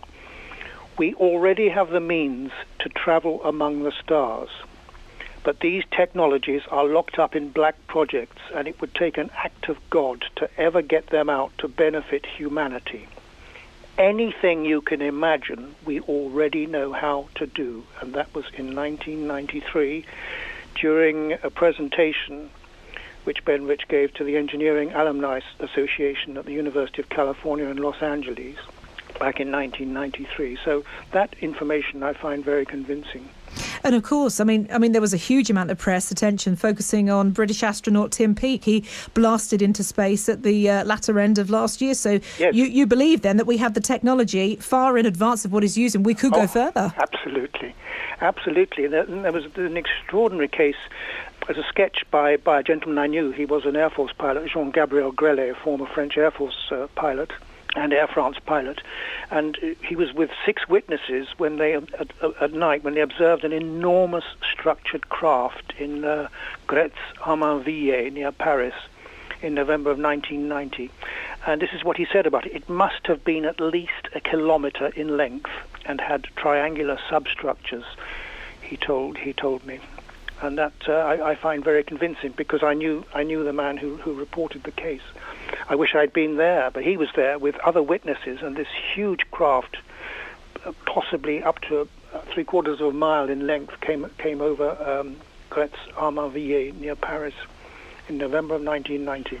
But do you think that they are kind of like living amongst us? We could be, I could nip from here after work, I could go to the shops, I could be in the shop and there could be one there and I would not know. I've had 3 encounters in my life. The first was in 1963 when I was touring the United States with the Royal Philharmonic Orchestra, and I saw a very unusual looking lady. She was very petite, she was attractive, and I had noticed her at this restaurant where I was with my colleagues. I was with 3 other colleagues, and we were just getting some lunch before piling on the buses and things to go somewhere else in the States. And I sent out a telepathic message to her if she could prove herself to me, and she came to my table, and there were 3 other colleagues with me, and she gave the most graceful curtsy right in front of me, and she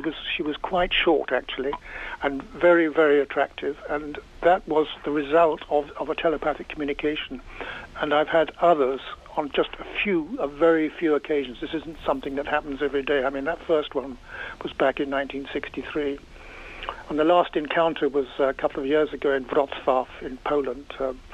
I don't need to go in all the details there, but there was definitely someone from elsewhere there, very close to me during the entire evening, and who gave a presentation on Earth's future in space, which was absolutely fantastic. The problem is, at the end of the lecture, nobody could remember what he had said, and no recordings were made. And that was very, very interesting. That is true. So, you sat there you know it was interesting, but you don't know what it consisted of. You don't know what was said. Well, I did at the time. But after, looking back. Yeah, Earth's future in space, and he talked all about it, and we were all mesmerised by it. It's fantastic, but by the time the show had finished, I was the guest of honour at the time, and there was a Professor Dudek in charge of this salon. By the time I left, none of us could remember what this guy had said, and there was no way of getting recordings of it or anything. What are they doing here then? What do they want? I think they've always been around, shall we say. I mean, there are reports going back, way back, reported in the Bible. You might not think that's very convincing, but there are reports of I think it's chapter 6, I'm not sure, of Genesis, when, giants were walking on the earth in those days. That's, it's hearsay. I can't say it's true, but I think it's been going on for thousands of years, and we are genetically related to maybe many of these races. Are they all the same? Are they all from the same place, or no. Are there, I don't know, what different races of aliens do you think? Yeah, they're definitely different types. Some of them, as I say, are very, very similar to us, even if far more advanced. Others, I don't know. I can't possibly say exactly how many species might be involved in this planet, but I can safely say several species have been on this planet for a very long time, and some of them are assisting us. Others are not assisting us. I just find this absolutely fascinating, the thought that they could just be out there now. I'm sorry, it's kind of like just taken me aback, and it always does when we talk about this. And, some people will poo-poo this subject and think, what are they talking about? None of this happens. None of this exists. But what would you say to them, Timothy? Well, I'd say study the evidence, and there's a tremendous amount of evidence from really high-caliber people, like Lawrence Rockefeller, for example, who sponsored a briefing document specifically on unidentified flying objects, and he got contributions from leading researchers. And as he said, the public interest in UFOs and extraterrestrial intelligence obviously remains high, as evidenced by the recent cover story in Time magazine. This is what Rockefeller wrote in 1996 to President Clinton's Assistant for Science and Technology. And he went on to say, I do believe that the evidence presented indicates that this subject merits serious scientific study.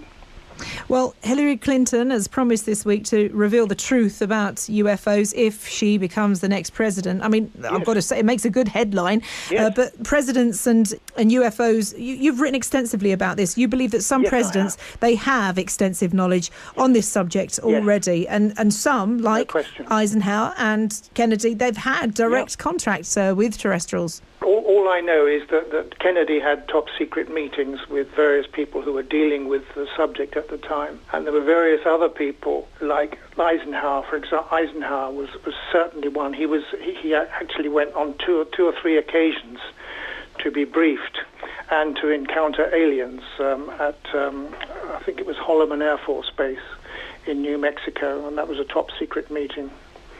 One very good example is from Russia. This was back in December 2012. Russian Prime Minister Dmitry Medvedev. There's a photograph of him in my book. I didn't take the picture with President Vladimir Putin. And following a television interview in 2012, a journalist interviewed Medvedev supposedly off the air. At one point, the Prime Minister was asked if the President had been handed secret files on aliens when receiving the briefcase needed to activate Russia's nuclear arsenal. Along with the briefcase with nuclear codes, responded Medvedev, the President is given a special top-secret folder which in its entirety contains information about aliens who have visited our planet and a report of the absolutely secret special service that exercises control over aliens on the territory of our country.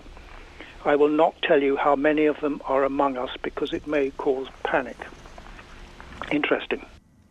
Indeed, interesting. And that, of course, is Timothy Good, and his book, Earth, an Alien Enterprise, is available now.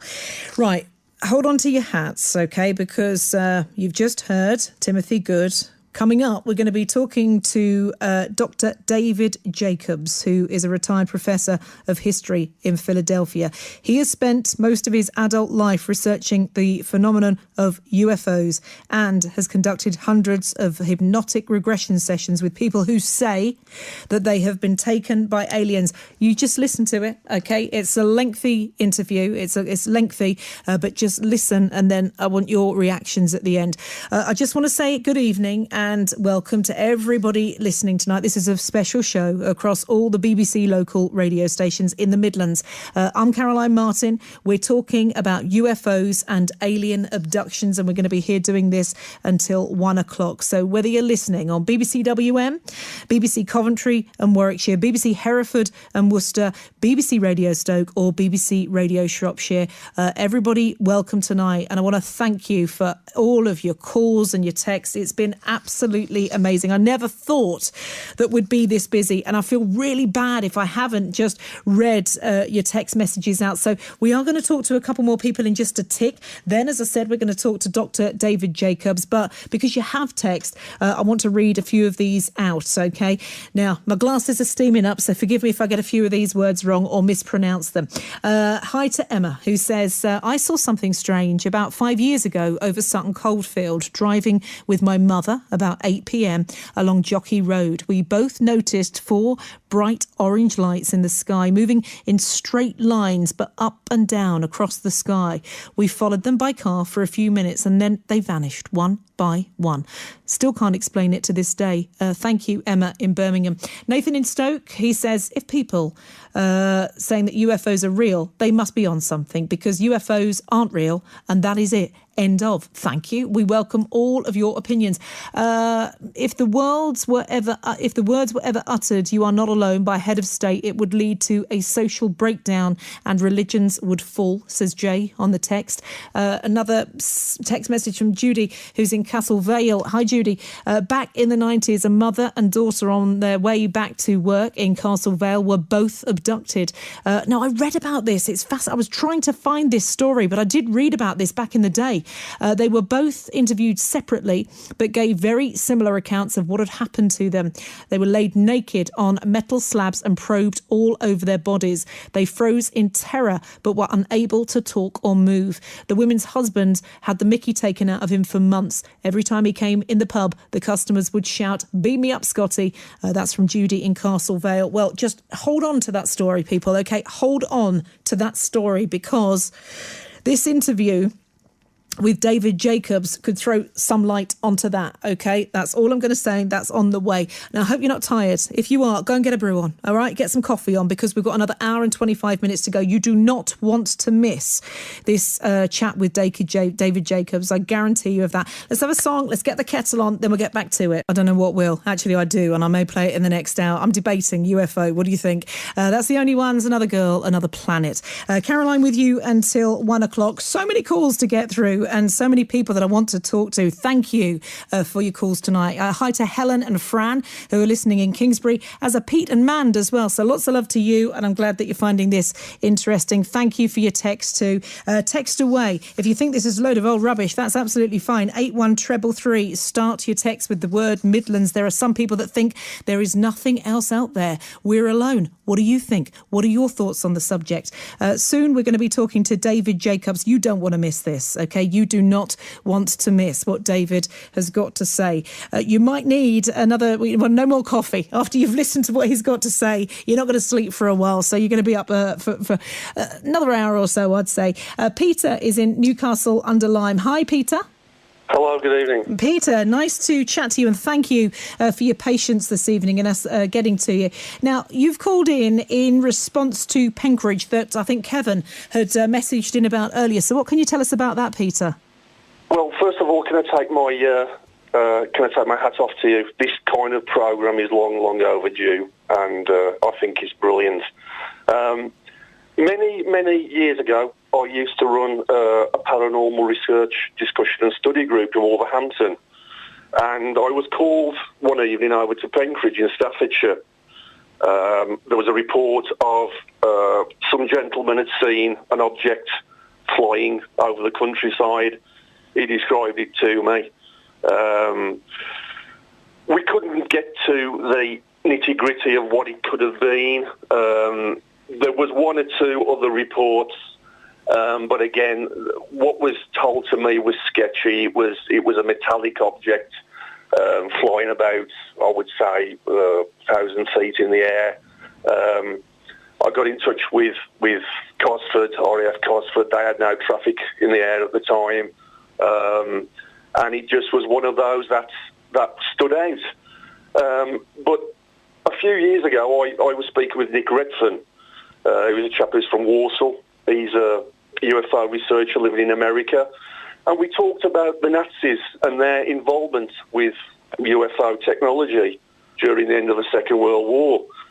And not many people are aware of how deeply involved the Nazis were with creating back-engineered UFO technology, because they were also very much into the occult side of things as well.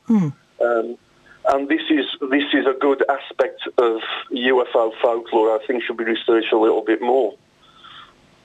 Do you know, I think that given the response to this, I mean, you said thank you to us doing the show. Well, firstly, it's our pleasure. And given the response to this, there's got to be another one of these, because we're never going to get all of the callers on.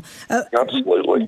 What else have you seen then? Because there are people that say there's a logical explanation for everything. It could be a reflection. It could be this. It could be a mirage. What makes you convinced that there's something out there? Absolutely convinced.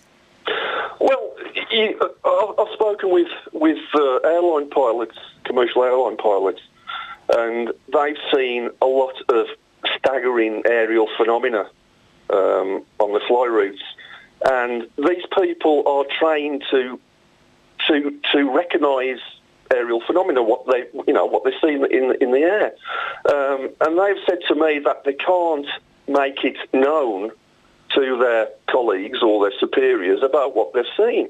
Why? Because it would cost them the job. So if they were if they went and they reported what they had seen, what would they be deemed mad or what? Why not? Well, let's just say they would have to undergo certain psychological tests, but they're clear in what they've seen. Military pilots, I think Timothy Good was reflecting upon that as well. I've seen exactly the same things, and that again they're trained to recognise different aircraft. Some of the things that I've seen in the air are enormous, absolutely enormous. The width of, as some people have been saying this evening, the width of football pitches, the length. Well, yeah, we talked to a man earlier on who basically, Dave, he saw something above him. 3 to 4 football pitches, he said, with the size of it. I mean, that is massive, isn't it? That is like huge. Yeah, some of these stories I've come across, actually, that's pretty small.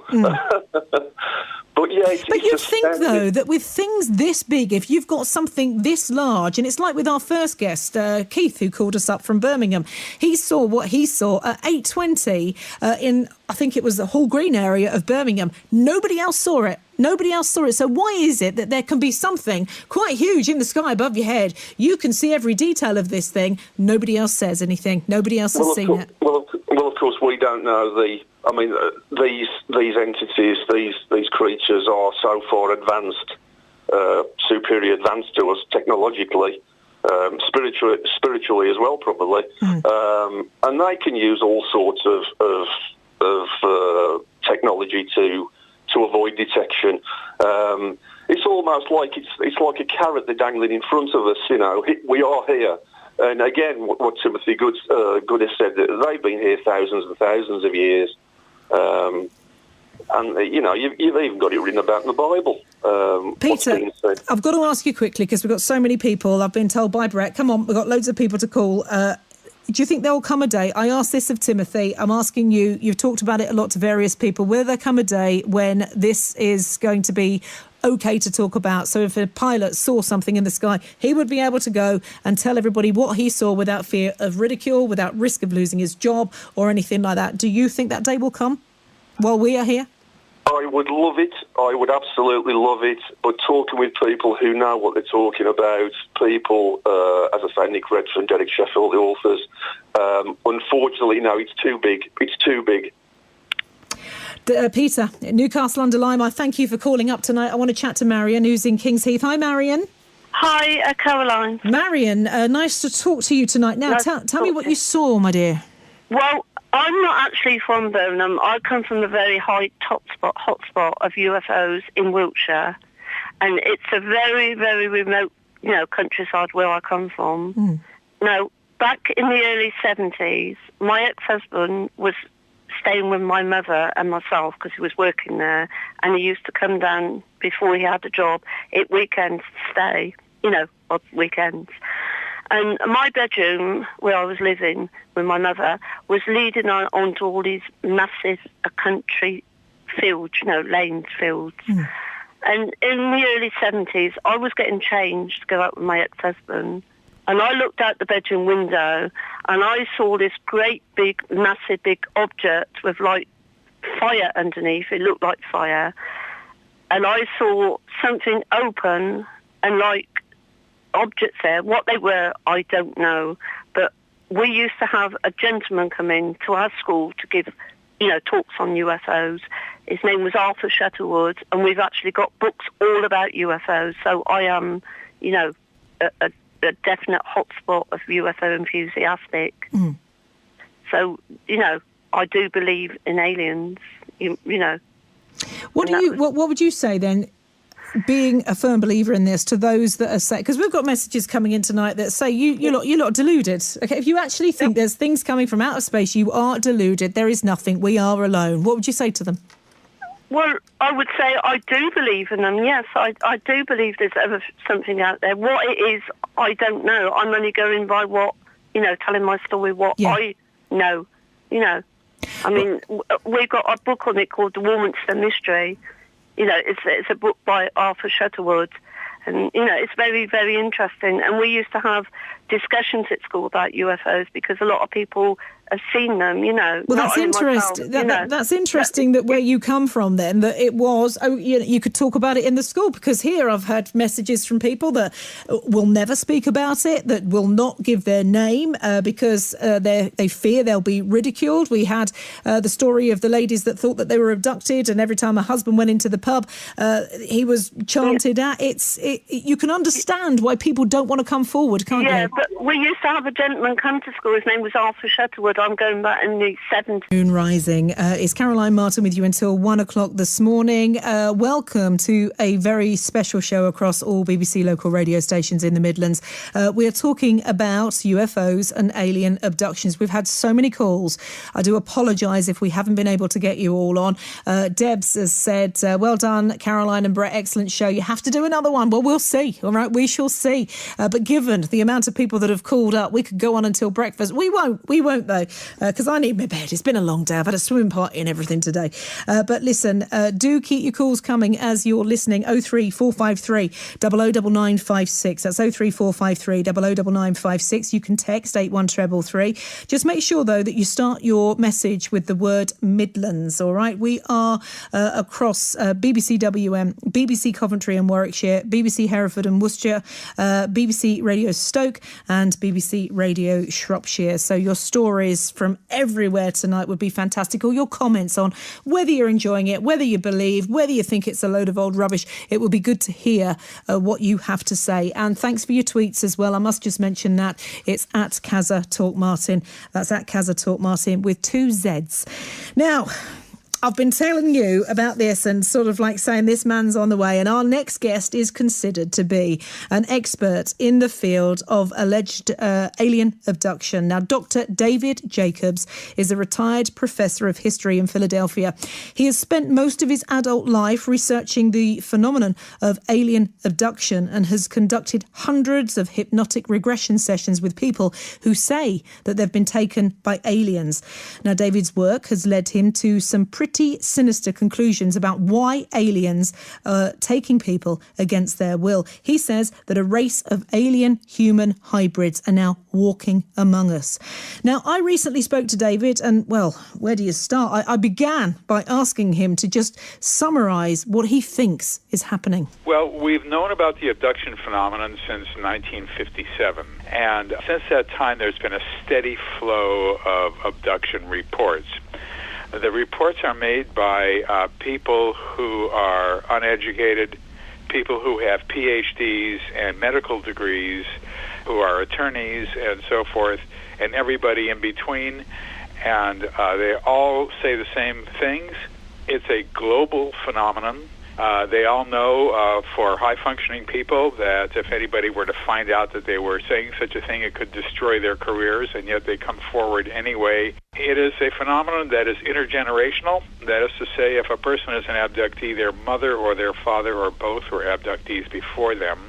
And it's a clandestine phenomenon. It is secretive, although it is not perfect, which is how we know about it.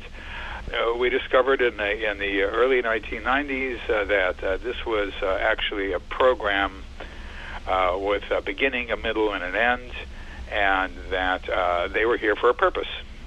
All that sounds interesting and fine, and now we get into the crazy stuff. People, we knew from the very, very first case in Brazil, Antonio Villas-Boas, and then the second case, the Barney and Betty Hill case, we knew that there was a reproductive aspect to it, that people were having sperm and eggs taken from them. Sperm and eggs were then fertilized and altered in some strange way, which we do not know, and then reinserted into a woman, and then taken out. The fetus would be taken out around 9 to 11 weeks or so around that time. We found this out relatively early on, and it's remained constant ever since then, even though the people who describe these procedures are often extremely embarrassed to talk about them, but they all do anyway. We knew, once again, this is early on, that people would then be presented with babies who look sort of like a cross between human and alien. For what reason, we did not know. They had to hold babies. They had to have interaction with these babies. This was a puzzle to us. We would see them then as toddlers, as older children, as adolescents, as young adults, as adults, and we could not figure out what was happening until more information came in. As the years went by, we began to learn more and more. What we were finding was that these hybrids, as my colleague Bud Hopkins, the late Bud Hopkins, called them hybrids, that these hybrids were in some way important for the program. Now you have to understand that what I'm saying is not American. It is American. It is British. It is it's people from Turkey. It's people from Pakistan. It's around the world. I can't underestimate the enormity of this phenomenon. And with regard to the abductees, how often are they taken then? I mean, if you get taken, what is this, a weekly process, a monthly, a yearly? Does it follow a pattern? Yes, and now once again we're going to plunge directly into the craziness of it. It starts in early childhood and continues with regularity into old age. People are abducted many times a year, if I may even say that. You'd think it would be like once a year or maybe once every couple of years, something like that. But in fact, if I were to say once a month, I would be wrong. It's more. It's actually more than that, and so it's a part of their lives. Because this is a clandestine phenomenon, because it is secretive, the first place you start secrecy is obviously with the abductee. All they know is that if it's a nighttime thing, they might remember seeing a ghost in their room. They might remember seeing a deceased relative who's come back to say something to them. They might remember seeing a strange white light in their room, and that's all they remember. And they can't attach it to the abduction phenomenon. They attach it to what the society gives them to attach it to. In other words, if you saw an angel, that's okay. If you saw a deceased relative, well, that's okay. But that's how their brain interprets these things. When they examine it, they realize this is not my grandfather. for example, has come back to say something to me. And although I thought it was for years and years, it isn't. Most people who are abductees don't even know it. They know that they lead odd lives, that odd things happen to them, but in a way they just sort of go along with that and say, well, that's just the way normal life is. When you say odd, what do you mean odd? Well, they'll have an odd displacement of time and space. In other words, here's a situation. This is a real situation. A couple are driving down a highway. It's late at night, and the wife, who is not driving, looks out the window and says, "Look at that! Look at what is that thing?" And it's around 10:30 in the evening, which is important to note. And they look at it, and it looks like this. It's a light in the sky at night, and they're astounded at what this thing is doing and all that. And they look, they're still driving, and suddenly there's a huge flash, and they look at each other and they say, "What was that?"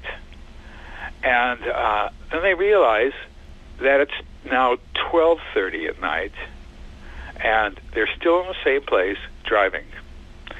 Now that is not possible. You're talking about an impossibility, and yet that's not an uncommon phenomenon with abductees. And they don't know how it is. They don't know what happened. They think, well, there just must have been something wrong with the way they perceived the time or something, and they just got. And most of the time they say, well, we'll just forget this. That was interesting. Now let's just go on to something else. It's not atypical, let's put it that way. I have a series of cases very, very similar to that. So that's an oddity. I'm not an abductee, and that's never going to happen to me unless I've got a brain tumor or something like that. But yet the fact is, I'm in the same place still driving, and it's 2 hours later. It doesn't even make sense on that level. So if these people cannot remember what has happened to them, how do they find you? How do they come to you? Are there signs that they want to sort of like look into? What happens then? I see the ones who have bleed-through memories. The beings who are carrying out this program are not 100% perfect. Because they are living sentient beings, they make mistakes. And the mistakes are that some people have bleed-through memories. They're usually twisted memories. They're mixed up with all sorts of with dream material and this and that. But they know something has happened to them, and it's driving them crazy. And they want to know what's happened to them, and they're afraid to sleep at night. And they sleep with a gun under their pillow or with the lights on and a television on and this and that. And it starts to interfere with their normal lives, and they want to understand what is happening to them. So they'll come to me or other serious abduction researchers and find out, and then get a sense of, at least I know, and now I can get on with my life. I can sort of just push this off to the side. I know what's going on. I know it. Now I want to live my life as normal. And that's sort of how I work anyway. Those are the people who I take. Now, some people find it's wonderful and it's great and it's terrific, and these beings are helpful and they're angelic and all the rest of that stuff. And I just, if it doesn't interfere with their lives, I don't usually deal with that. But most people really don't understand it and want to understand it and want it to stop. And then they realize, of course, that they can't get it to stop. It's not going to stop. It's out of their control. But once again, this is there's never been a phenomenon like this. It's absolutely extraordinary. It's unique in human history. So how do you get the information from them? Is it under hypnosis? Right. I do a very light form of hypnosis. It's just simple relaxation techniques, and oftentimes people will do it in the first session or so. People are scared to death. They think they're going to blurt out the innermost secrets of their personal lives to me and all that. And after the first session, people understand immediately they are in total and complete control. They don't have to answer any questions if they don't want to. They're listening to me, and they're thinking other things and this and that. And I have them come for as many sessions as they want, and I don't charge any money for anything that I do. After about the third session, they understand what's going on. They become interested in it. So they become like scientist observers. reporting back what has been happening, they begin to understand the enormity of this event. And I've had from one session to 100 sessions with people over the years. Most of the time, they're just saying the same things over and over and over and over and over and over and over again. It's almost soporific. It's almost sleep-inducing in a sense to listen to the same stories over and over again. However, in the late 90s, these, if I may use this word, aliens began to say that soon there was going to be a change. Everybody was going to be happy. Soon this change was coming. Soon it was going to be. It was just going to be wonderful after the change comes. And I heard that from a number of people. It's such an odd thing to hear from a number of people who were unaware of anybody else was saying that. So I would ask them, do they know what this change was? Nobody knew. And I would ask them, well, do you know what the word soon means? Is soon, tomorrow or 10,000 years from now? What does the word soon mean? It's a non-word, basically. And nobody knew. Now, the abduction phenomenon is either psychological or it's happening. There's no in the middle. There's no being mistaken. Like you saw a UFO and you were mistaken it was a plane or something like that, If, in fact, this were psychological, people would just tell me what the change meant or what soon meant or whatever, because they're making it up. They're making everything up in their minds. But, in fact, nobody knew. However, starting in around 2003, I began to hear stories that I had never heard before. Now, when that happens, you put, particularly from one person, you just wait for other people to say the same kinds of things without any information from this person, without knowing about what this person said. And then another person began to tell me these things, and then another one, then another one, then another one, then another one, and I had never heard this before, and it was sort of astonishing. And it had to do with these hybrids who were growing up and all that. And some of them looked quite alien, but some of them looked really, really human. Now, there's one thing that I failed to mention, and that is that they have a cute trick that they can do that we can't do. They can control us neurologically, and we cannot control them. They can make us do, think, or act in any way that they want us to. And they can, and all communication on board a UFO is telepathic, although that goes against the idea that, well, if this was real, we would hear them speaking with accents. I mean, if this was not real, if this was being made up in people's minds, we would hear them speaking with weird accents and all that. But in fact, nobody ever says that. This is just, it's all telepathic. So the fact is that they can control us and we can't control them. And what was happening was people were describing these ones who looked truly human, really, you couldn't tell the difference at all, except that they had these neurological abilities. And they were now entering into abductees' lives, and abductees were teaching them how to live here in the most mundane areas imaginable. What an egg is, how do you cook an egg, how do you eat an egg. When you go to a supermarket and you put stuff in this is a cart, and they have to push the cart with you and all that, and they teach you how to do that, and you come up to the cashier, and the person behind the cash register says, hello, how are you doing, or something like that. They can't just stand there and be silent. They have to say something back, like, oh, I'm fine, thanks. So they're learning. They're using a voice. They're finding their voice. They are speaking orally. Otherwise, it would be wrong. They speak orally when here, with help by abductees, and I began to hear this from lots of people that I had never heard before. And I thought to myself, maybe this is the change that I'd heard years before. And I don't know whether it's the change. The change may come later on, as far as I know. But this was extremely frightening and extremely unsettling, and I hated to hear it.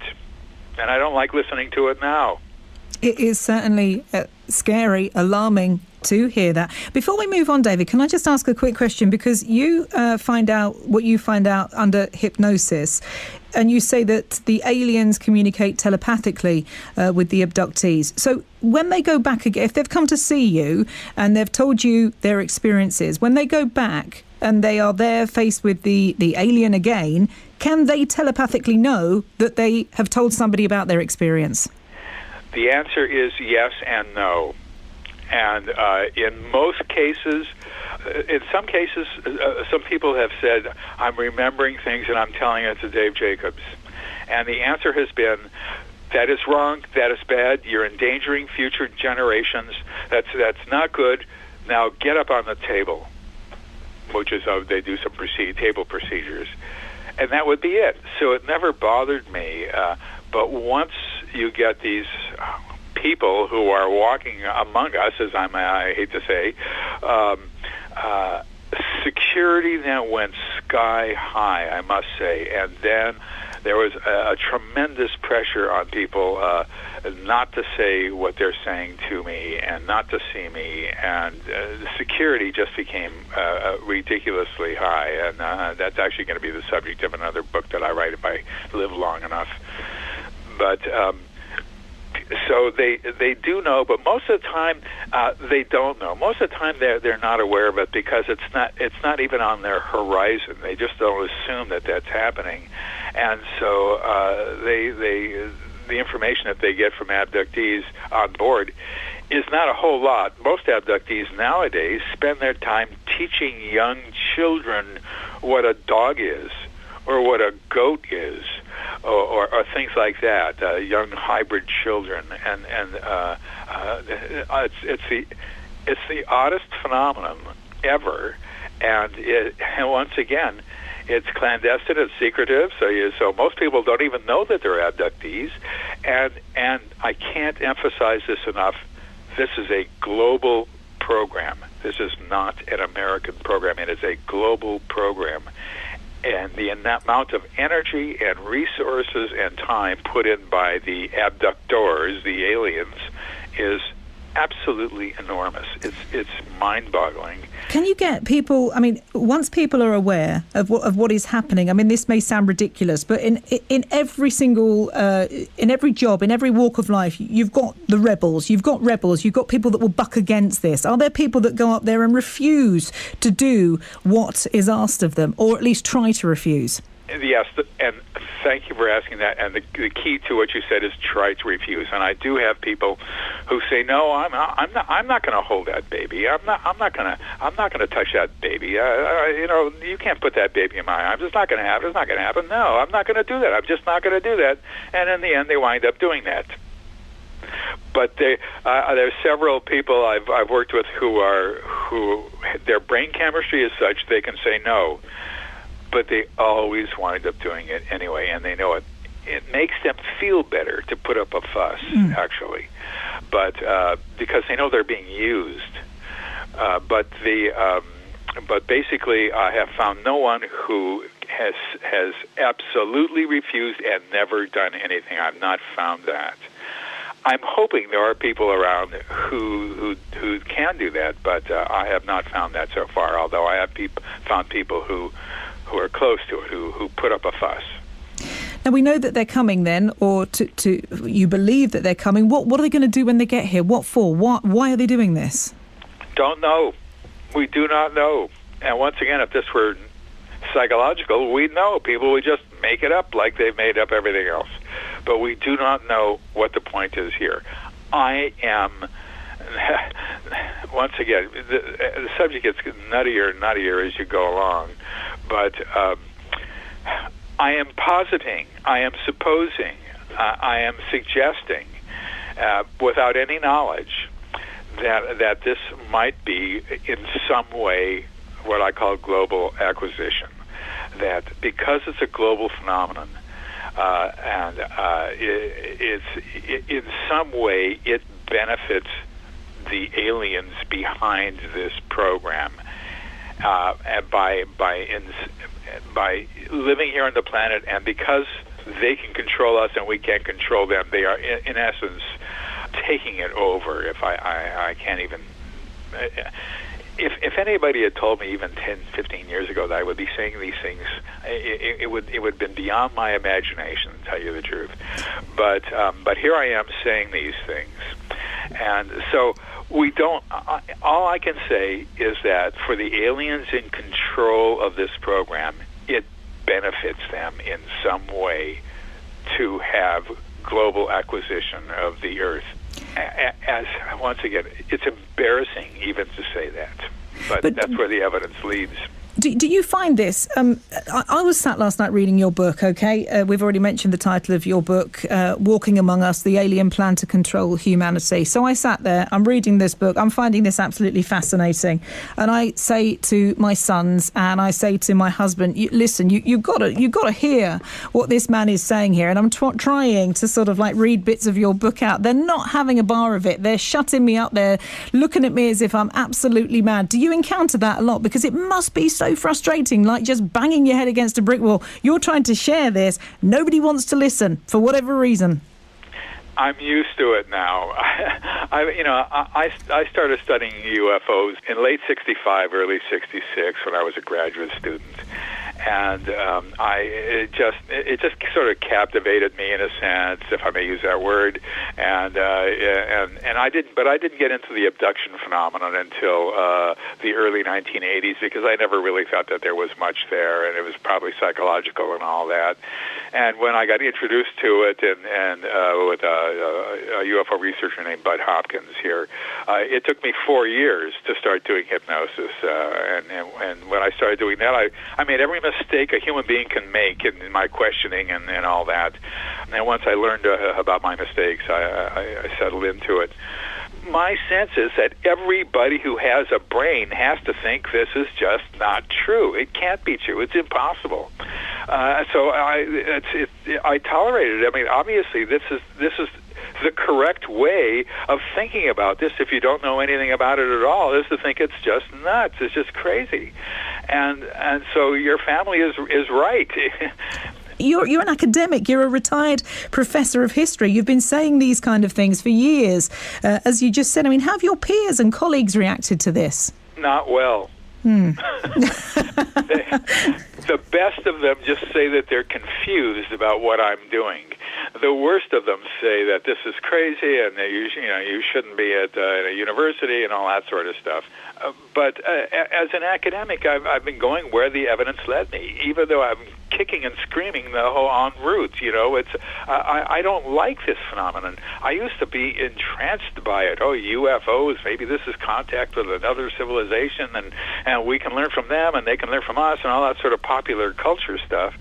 But that's just not what people were telling me. And the more I learned about it, the less I liked it. And I must say now I'm scared. I really don't like this phenomenon at all. I would have led a much better life just staying away from this. And yet the evidence took me there, and I couldn't get around it. I couldn't get past it, and the importance of it. And think about it this way: supposing everybody is wrong, supposing this is just psychological. Supposing they're just inventing it around the world, and they're inventing all the same things and the same procedures and the same words that are said and the same everything. If that's the case, it's the most important thing we've ever had that has to do with human cognition, human mentality, how the brain works. There's never been anything as important as that, practically, if it's not happening. David, you touched on this earlier, but there are going to be people listening who are saying that the evidence that you're getting from abductees via hypnosis is you leading them, like you're somehow making them say these things while they're under hypnosis. What would you say to that? Right. Everybody who comes to me knows two things.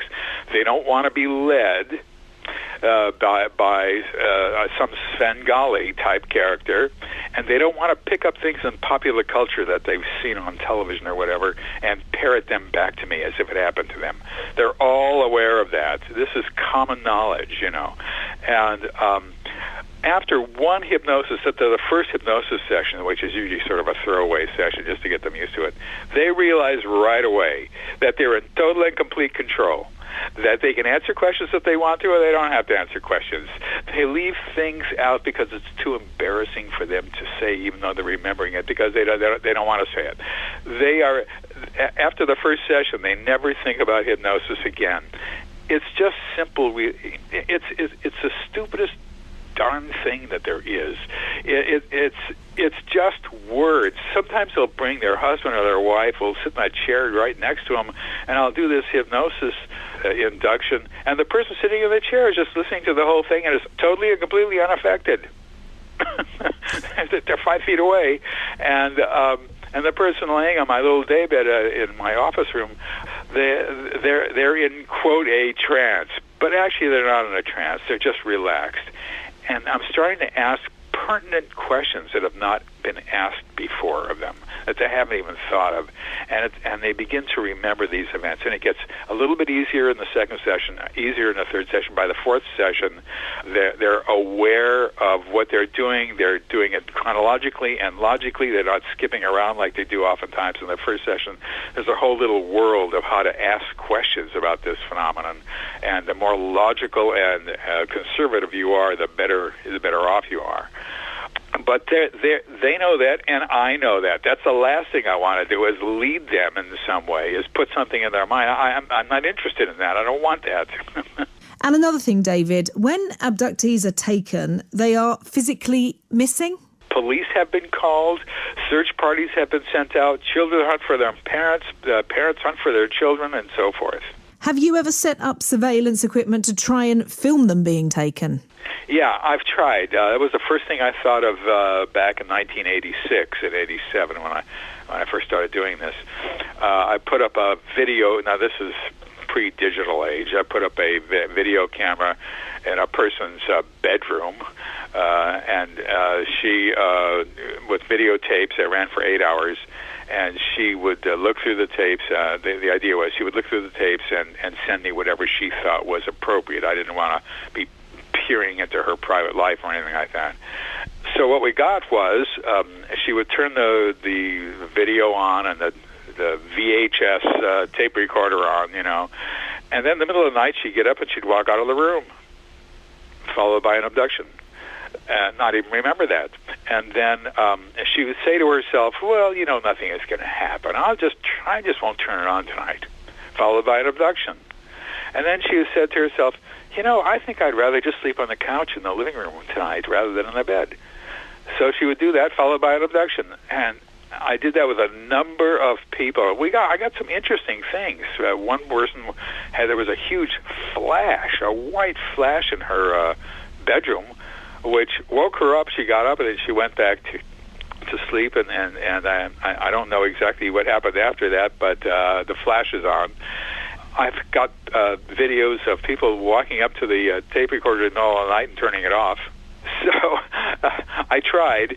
There were other attempts, but I could never do it. I need somebody who's a real operative in this situation, who knows what they're doing with new digital stuff, and can do that. But I have high hopes for that. I do. I think that this will eventually be captured on a camera in some way.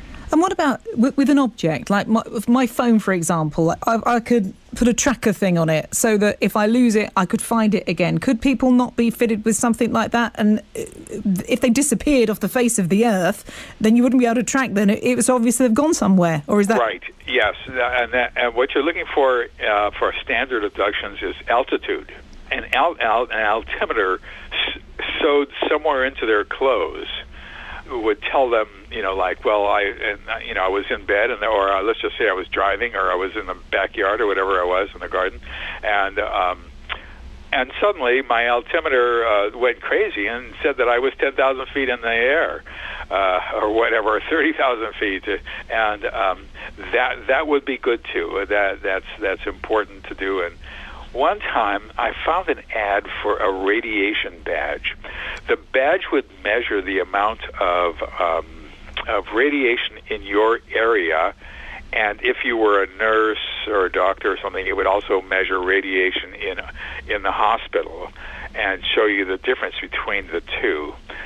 And they would it was only $35, and they would give you a single badge, and then you'd send the badge in, and the company would analyze it, and you'd have to show where it came from and what the background radiation was in that area first. And I did that, and I got the badge, and I put it in. I had a woman put it into a pocket in her pajamas, and she was abducted, and I got the badge back. And so I sent it into the company, and I waited for a week, and nothing happened. And I waited for another week, and nothing happened. I waited for a third week, and nothing happened. Finally, I called them, and their line was disconnected. Then I found out that the company had gone out of business and taken everything with them, including my badge. Oh. You need some more badges. You need to get a stockpile of these badges. Well, so they're amongst us now then. They are. We're not going to be able to tell. Down my road, your road, Brett's road, the listeners' road. They go for the average, right. They go for the average. There's nothing unusual or weird about them. The ones who are weird or ones who are not appropriate are culled from the herd before they actually come here. They're coming in around in late adolescent, young adult age, maybe 17 to 23 or so, and moving into flat. And sometimes they're living alone. Abductees are helping them here. It's a major abductee enterprise to help them to become more and more human, and eventually they learn as much as they can, and they go off maybe to another abductee. For all I know, I don't know. But then the abductee will get another one, or another 3 to deal with, or whatever, and that's what a lot of abductees are doing these days. And once again, the phenomenon is logical. It has a trajectory. It's a program with a beginning, a middle, and an end. It's goal directed. And it's global. It's secret. It's everything fits together. And if this were psychological, it wouldn't fit together. It would still be obviously enormously important if it were psychological, but. Everybody in the world thinks it's crazy, including almost all scientists. And now the scientific and academic community here in the United States it's not that they're disinterested in this subject. They're downright hostile to it. Even psychologists are hostile to it.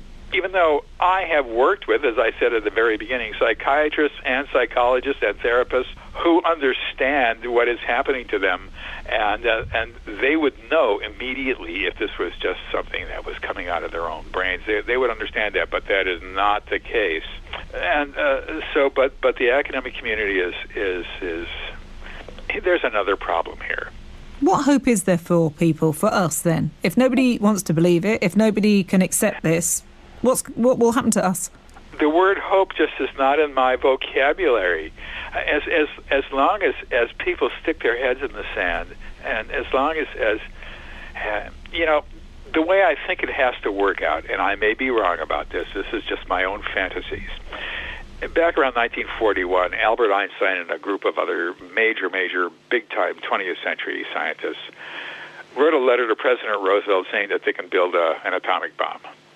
They think they can. And it started the Manhattan Project, which built the first atomic bombs.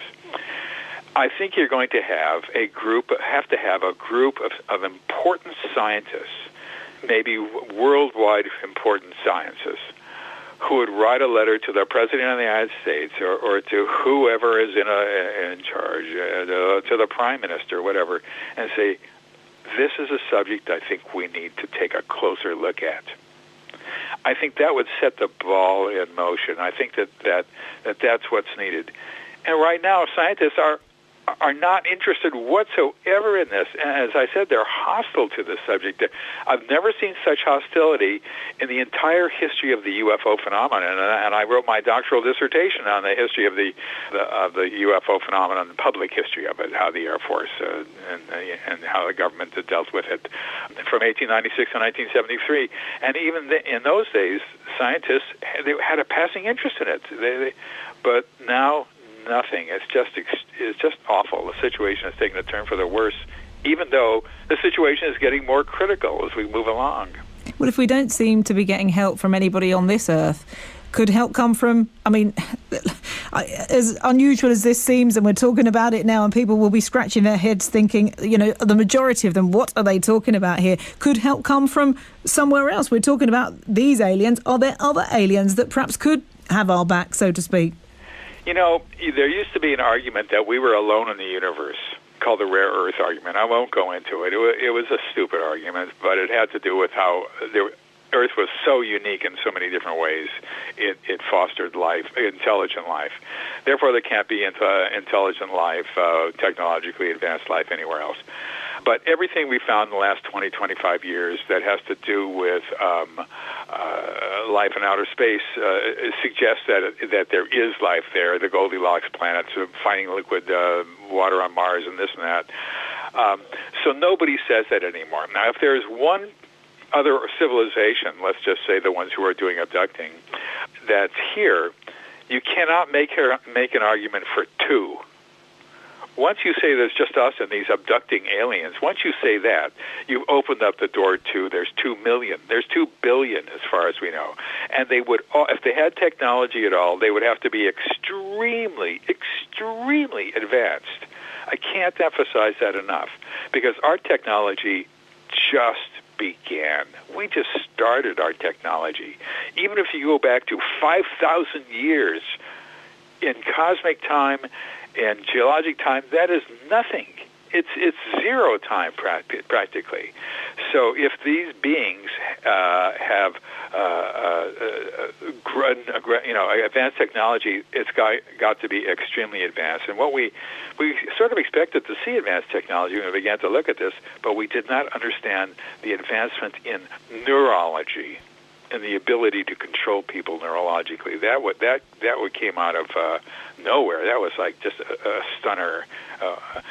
So there's got to be probably millions of other advanced technological civilizations out there, and maybe some of them are coming here, but that's not the ones that I encounter in terms of the abductees. The abductees are dealing with one group, and it's in assembly line fashion. And as I point out in this book, it's basically a workforce headed by certain types of aliens who have other ones, and everybody is part of the workforce, including abductees. But they're the unwilling part. So there you go. And I did say it was lengthy. Professor David Jacobs there, his book, Walking Among Us, The Alien Plan to Control Humanity, is available now if you want to read more. Now, opinions are varying on what David had to say. There's outrage from some. Absolutely, this man does not know what he's talking about. Others buying into it more. What about you? What did you think? Is it a load of old nonsense? Did it strike a chord with you? What he had to say, do get in touch. It's 03453 009956. That's 03453 009956. You can text 81333. Start your text with the word Midlands. I'm Caroline Martin with you until 1 o'clock this morning. We are doing a show talking about UFOs and alien abductions, just in case you've joined us wondering what is going on here. So good morning to everybody listening on BBC WM, BBC Coventry and Warwickshire, BBC Hereford and Worcester, BBC Radio Stoke or BBC Radio Shropshire. Half an hour left if you want to get in touch. We have many people wanting to share their stories. Hi to Gary Raymond, who says, as a child, I would sit for hours staring into the night sky trying to identify what the flashing lights were. I convinced myself they were space travellers. As an adult, I firmly believe that in the vastness of the universe, conditions for life to exist did not just happen here on Earth. But that does not mean that if they did, there would be sufficient technology sufficiently technologically advanced. It's late, isn't it? It's 12:30 to travel here. If they are, they have had the sense to not make contact. I can't listen tonight, but I hope the show is on catch up. It will it be on catch up? Is it going to be on catch up? Yeah, it will be on catch up from pretty much from when we go off air tonight at 1 o'clock. Excellent. Gemma Morris says, I'm a believer. I've often seen unexplained things in the sky. I have quite a few pictures that I find fascinating. I think I should try and upload some, as others would find them interesting. I can't explain them all. P.S. I'm finding the show good. It's quite interesting, though, isn't it, to see the response that we have to all of this. There's a lot more people that are believers than I would have thought at the beginning of the show at 10 o'clock. Yeah, we've had so many stories, and we've got some more to come before 1 o'clock. People are, they're listening to the show. They're not going to bed. They're desperate to come on and have their say. So thanks to everybody who's called up. And we've had some real passionate anti-messages about all this, saying, what are you talking about? This is complete crazy and complete nonsense. But it splits opinion. And one thing you find is people who do not believe in this subject are just as passionate about it as those that do. It's strange. Curious. And Strange Sheep has sent a message saying, a nice show, but please give more space to the stories of the people and less to the songs. This topic is so interesting. Greetings from Italy. Do you know what? We have a remit, and in that remit it says we have to play songs. Yeah, we do. It's either that or we're sacked. So frankly, given the option, I'd rather be able to come to work on Monday, wouldn't you, Brett? Absolutely. But greetings to you in Italy as well. Hello, Italy. Yeah. Let's have another song. When I was early 70s, late 60s, when I was a teenager. And we used to have a gentleman come in to give us talks about UFOs, because it's a very, very hot, high spot, top spot, high spot where I come from. Well, listen, Marion in Kings Heath, thank you very much. That's her story right now. I told you a bit ago, didn't I? Go and put the kettle on and have a brew because we're waiting for David. Well, you've had the brew, now you can have a wee. I've got a quick song. This is going to have to be a quick wee there. You've got 2 minutes and 17 seconds. Can you wee in that amount of time? We're going to have Creedence Clearwater Revival, and then we have our next guest, Dr. David Jacobs. You need to be sitting comfortably for this and listen calmly and with an open mind. In March 1953, an organisation known as the International Flying Space Bureau sent a bulletin to all its members urging them to participate in an experiment termed World Contact Day, whereby at a predetermined date and time they would attempt to collectively send out a telepathic message to visitors from outer space. And the message began with the words, calling occupants of interplanetary craft. So there you go. That's where that came from. Everybody has a different favourite version. I've got to say that actually that one is mine. Right, 22 minutes to 1. Let's get a few more callers on then before we have to depart. Kevin is in Smethwick. Hi, Kevin. Hello, Caroline. Hello, Kevin. Now, you saw a UFO recently, you think? Yeah. Tell me about it. Well, it was about 2 months ago when we had I think it was a red moon. One of those red moons. So me and my grandson was out late and we was having a look to see if we could see it. So we was looking up in the sky and we saw an aeroplane in the distance. So we went to, oh, Granddad, there's an aeroplane. It was going past the horizon and it passed over. And at the same time, I was looking up in the sky. I moved my head and I looked directly straight above myself.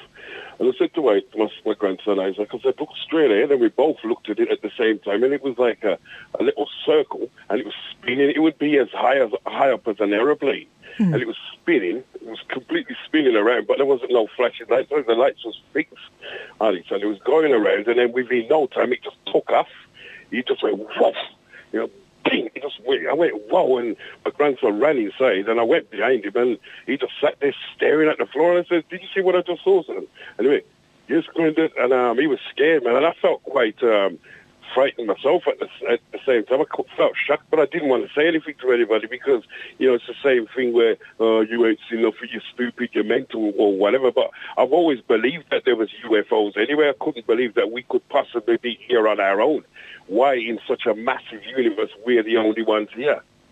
So now you've seen it, that's confirmation for you at least, and you're sure that what you saw was nothing that had a logical explanation. I'm sure that if we got one of our earlier callers back on, Stuart, he would find a logical explanation for that. Yeah. But to you, that was... think he could. Yeah, but with what he's saying, anyway, I really dismiss what he's saying. Anyway, I really can't believe that everything that everybody's seen has got a logical explanation. It's just not possible.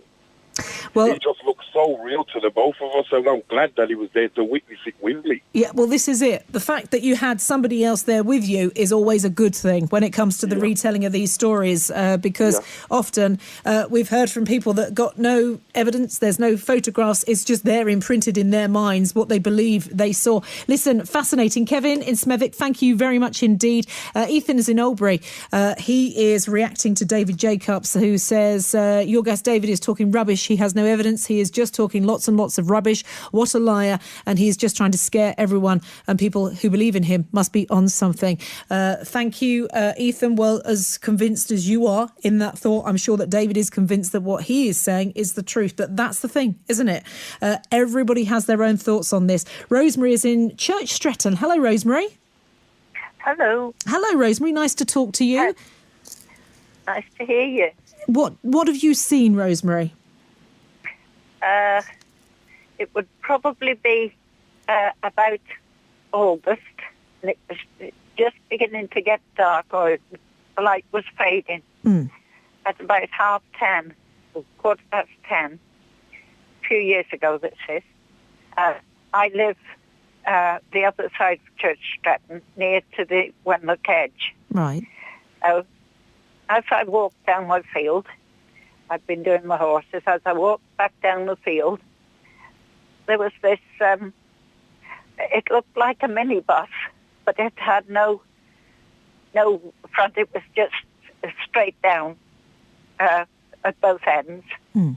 It was lit up. It had panels down it, but they went the full, length down it. They weren't cut off as though they were windows. And it was all lit up, no sound, and it just glided across. There couldn't be anything else around. It played, or as I looked at it, it looked as though it was about halfway up the wood in front of me, but it wasn't near the wood. It was gliding. I watched it. It was making its way towards Much Wenlock Way. And I watched as far as I could until, it disappeared out of sight. And it didn't go up, just went along carefully and just glided. No sound at all. So I thought we could do with some fuel like they've got. Yeah, absolutely. No fumes, no sound, no nothing. So were there any other reported sightings of it in your area at that time? Yes. Around that time, there was a security man at Ludlow, and he'd written to the newspaper, and it happened around that same time, but it wasn't the same. He didn't describe it as the same, more like three lights. And then a woman rang in, and she was quite near Craven Arms, and hers was similar. So other people saw it as well. And what did you feel after you'd seen it, Rosemary? Was that the first and only time that you've ever seen anything like that? Oh, yes. I did ring Shawbury and asked, what they thought it would be, and they said, we've got jets flying in the area at the time down the valley.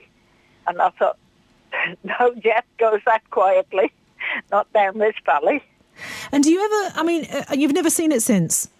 No. Well, I don't look, to tell the truth. I think to myself, just get on. Oh, goodness gracious me. But what does it have a lasting effect on you, seeing something like that? Is it something that you often recall, remember, or? Desperately, it comes to mind, but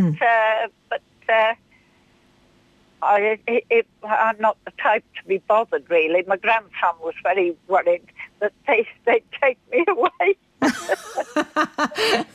Well, at least he heard you out, because some people, it's like when they start talking about stuff like this, it's like, it can clear a room if the people are not receptive to it. I don't know. Why do you think that some people is it fear hearing about something like this, or is it? I suppose so, maybe. Yes. I shouldn't really have thought. I thought it was not funny, but I just said when they came to visit, and he wasn't that old at the time, and I didn't think, but I shouldn't have said. but I'm not in front of him. Well, do you know, he's got that to pass on now, and it's not every day you can say to anybody and describe what you saw that night. Listen, Rosemary, it's been a pleasure talking to you. Thank you for calling, and thanks for staying up this late to talk to me. All right. That's all right. Thank you. Wonderful programme. Thank you. Thank you. That's Rosemary in Church Stretton. 03453 009956. That's 03453 009956.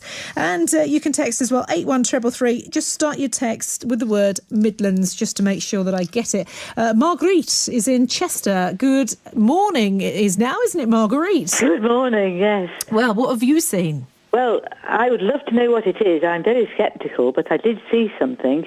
It was about 25 years ago, and I was in the garden. It was this time of year. It was pitch black, a few stars, and I suddenly saw this thing shaped like a tambourine with lights around the edge, outside edge, and it was going round very slowly, going round and round and round, and the strange thing was it never made a noise, no noise whatsoever, and yet I was quite close to it. Did anybody else see it? Well, we're coming to the good bit. Oh, right. Oh, go on. I went in and I grabbed my son and said, come out and look at this. And his brother wouldn't come out, the 11-year-old, but he was 15 and more interested. And he came and we looked at it for absolutely ages. And then it was so cold, I turned to him and said, I think I'm going to go in and get a coat. And when I looked back, it had gone.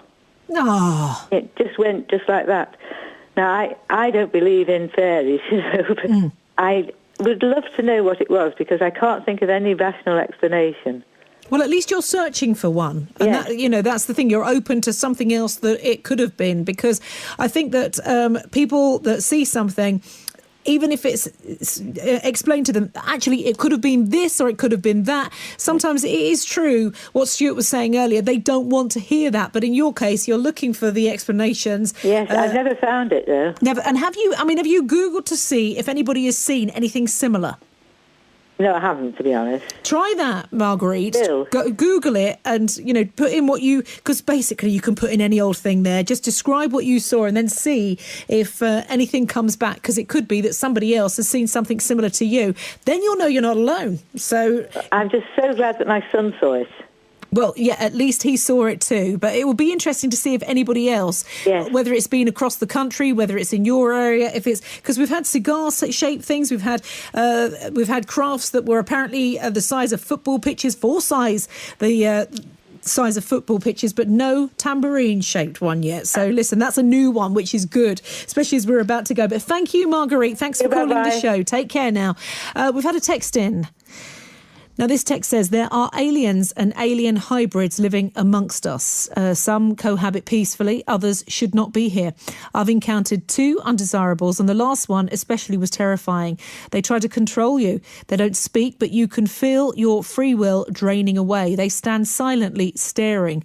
One was a very tall, thin woman, just like any human, but with cold, soulless eyes that grip you with a cold, paralysing fear. I fought back and refused to look or give in, and was suddenly aware that I was collapsing, mentally exhausted and soaked in a cold sweat, and she was gone. 3 years later, her image is still clear in my mind. That is from an anonymous texter here. That is curious, that one, Brett. Have we tried to get hold of whoever it was that texted that in? Yeah, I've just had a conversation actually off air with the lady who has asked us not to name her.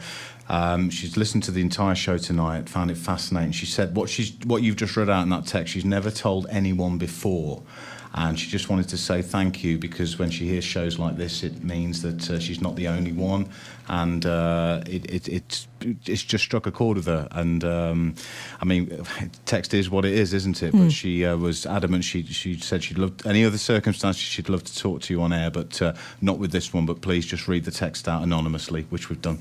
Well, I thank you very much for that text. One day, if we do ever do another show like this again, I would love to meet you personally and find out your story, my love. But we will keep you anonymous for now. Right, it's 11 minutes to 1 o'clock. We have only got 11 minutes left. So So if you've got a message that you want to send in, please do, 81333. Start your text with the word Midlands. You can tweet me as well. It's at Kazza Talk Martin, all right? At Kazza Talk Martin. 10 minutes to go. See Stoke. And what else have we got? BBC Hereford and Worcester. Everyone together tonight, which is a wonderful, lovely thing. And I'm Caroline Martin with you for another 6 minutes. Now, an hour ago, we took this call. Police are trained in all sorts of things, but identifying objects in the sky is not one of their specialties. So, okay, a policeman reports a UFO. I would take that as seriously as I would take it from any other person. But just because he's a policeman, that doesn't make his report more reliable. I take all reports are reliable. It's just the interpretation of what people see, and police are just as susceptible to false impressions than anyone else. There we go then, and that was the view of Stuart Campbell. We have Gary Heseltine, though, on the phone, who is a retired police officer. Thank you for getting in touch, Gary, and for coming on. What would you say to Stuart then? Right, I'm going to ignore Stuart because time's relevant. I've just spoke to Brett.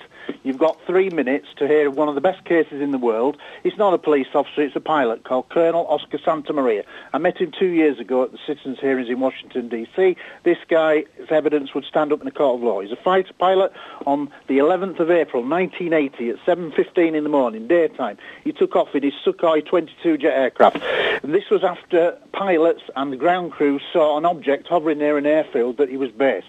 They decided to send up Colonel Oscar Santamaria in his jet fighter, and he went towards it. It looked like a balloon. It was seen on the ground by numerous personnel, including 3 other pilots. As he went to fly towards it, the object started moving away. As he got actually closer to it, he thought it was a balloon.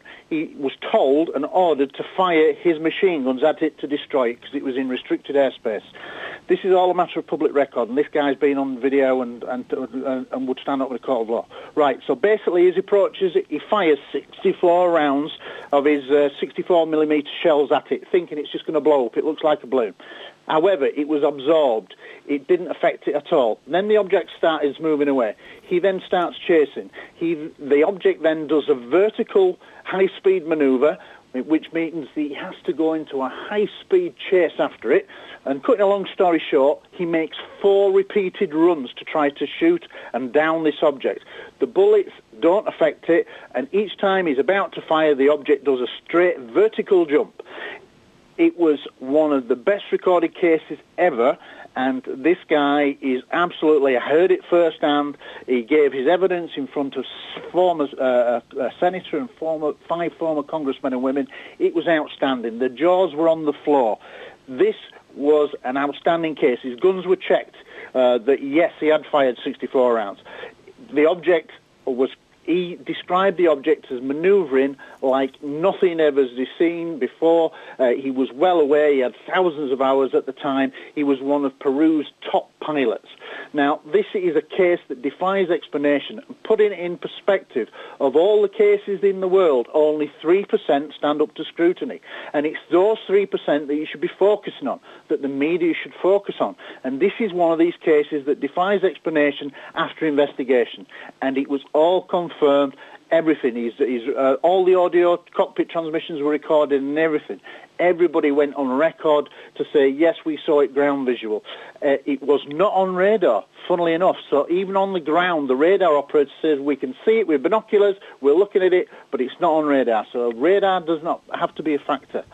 I know time is short. I've done it in 3 minutes, but there you go. That's one of the very best cases in the world. I'm going to applaud you. There are many other pilots like that. You didn't even stop for breath, Gary, so I'm going to applaud you for that. Thank you for coming on. I do it to Brett. That is wow. And we've had a tweet from somebody called Les Hewitt who says, tell Gary Heseltine the 2015 UFO Truth Magazine conference was brilliant. So there you go. I made it review for Truth Magazine, but I have a database of police officers, 500 cases going back to 1901 involving 1,000 British police officers. 70% of the cases are multiple police witness cases. If we're going to have another programme on it, I could talk about it without having to be rushed. Well, yeah. But basically, there is so much evidence if you look at the best 3%. Well, we will definitely get you back should we be allowed to do another show on it, Gary. All right. Listen, thank you so much for staying up to talk to us. That is Gary Heseltine, who is a retired police officer. Well, that's it, isn't it? We've got to go. We're going to be shoved out of here. Brett. Yes. You know what we haven't done? What's that? We've got completely carried away with everything. What haven't we done? Who haven't we talked to? We had a fantastic interview with Nick Pope, who used to work for the Ministry of Defence, talking about Rendlesham. I'm so sorry, but we've had so many calls. We're going off air without. We haven't had time to fit Nick in. Is there a chance that we could play that on Monday?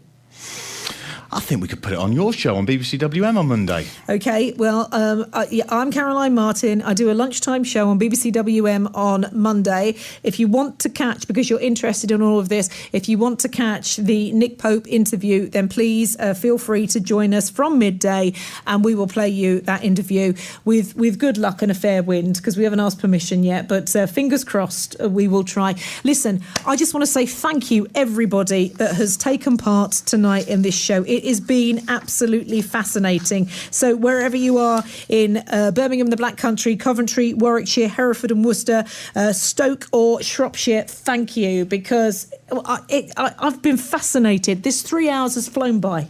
It's absolutely flown by. We've had so many calls. We could go on for a couple more hours if we're allowed, but we're not. We can't, because we've things that we need to be getting on with. And thank you, Brett Burks, for making all this happen as well. And listen, let's hope that we can do it all over again. But have yourselves a wonderful weekend and stay safe tonight, OK? And no bad dreams.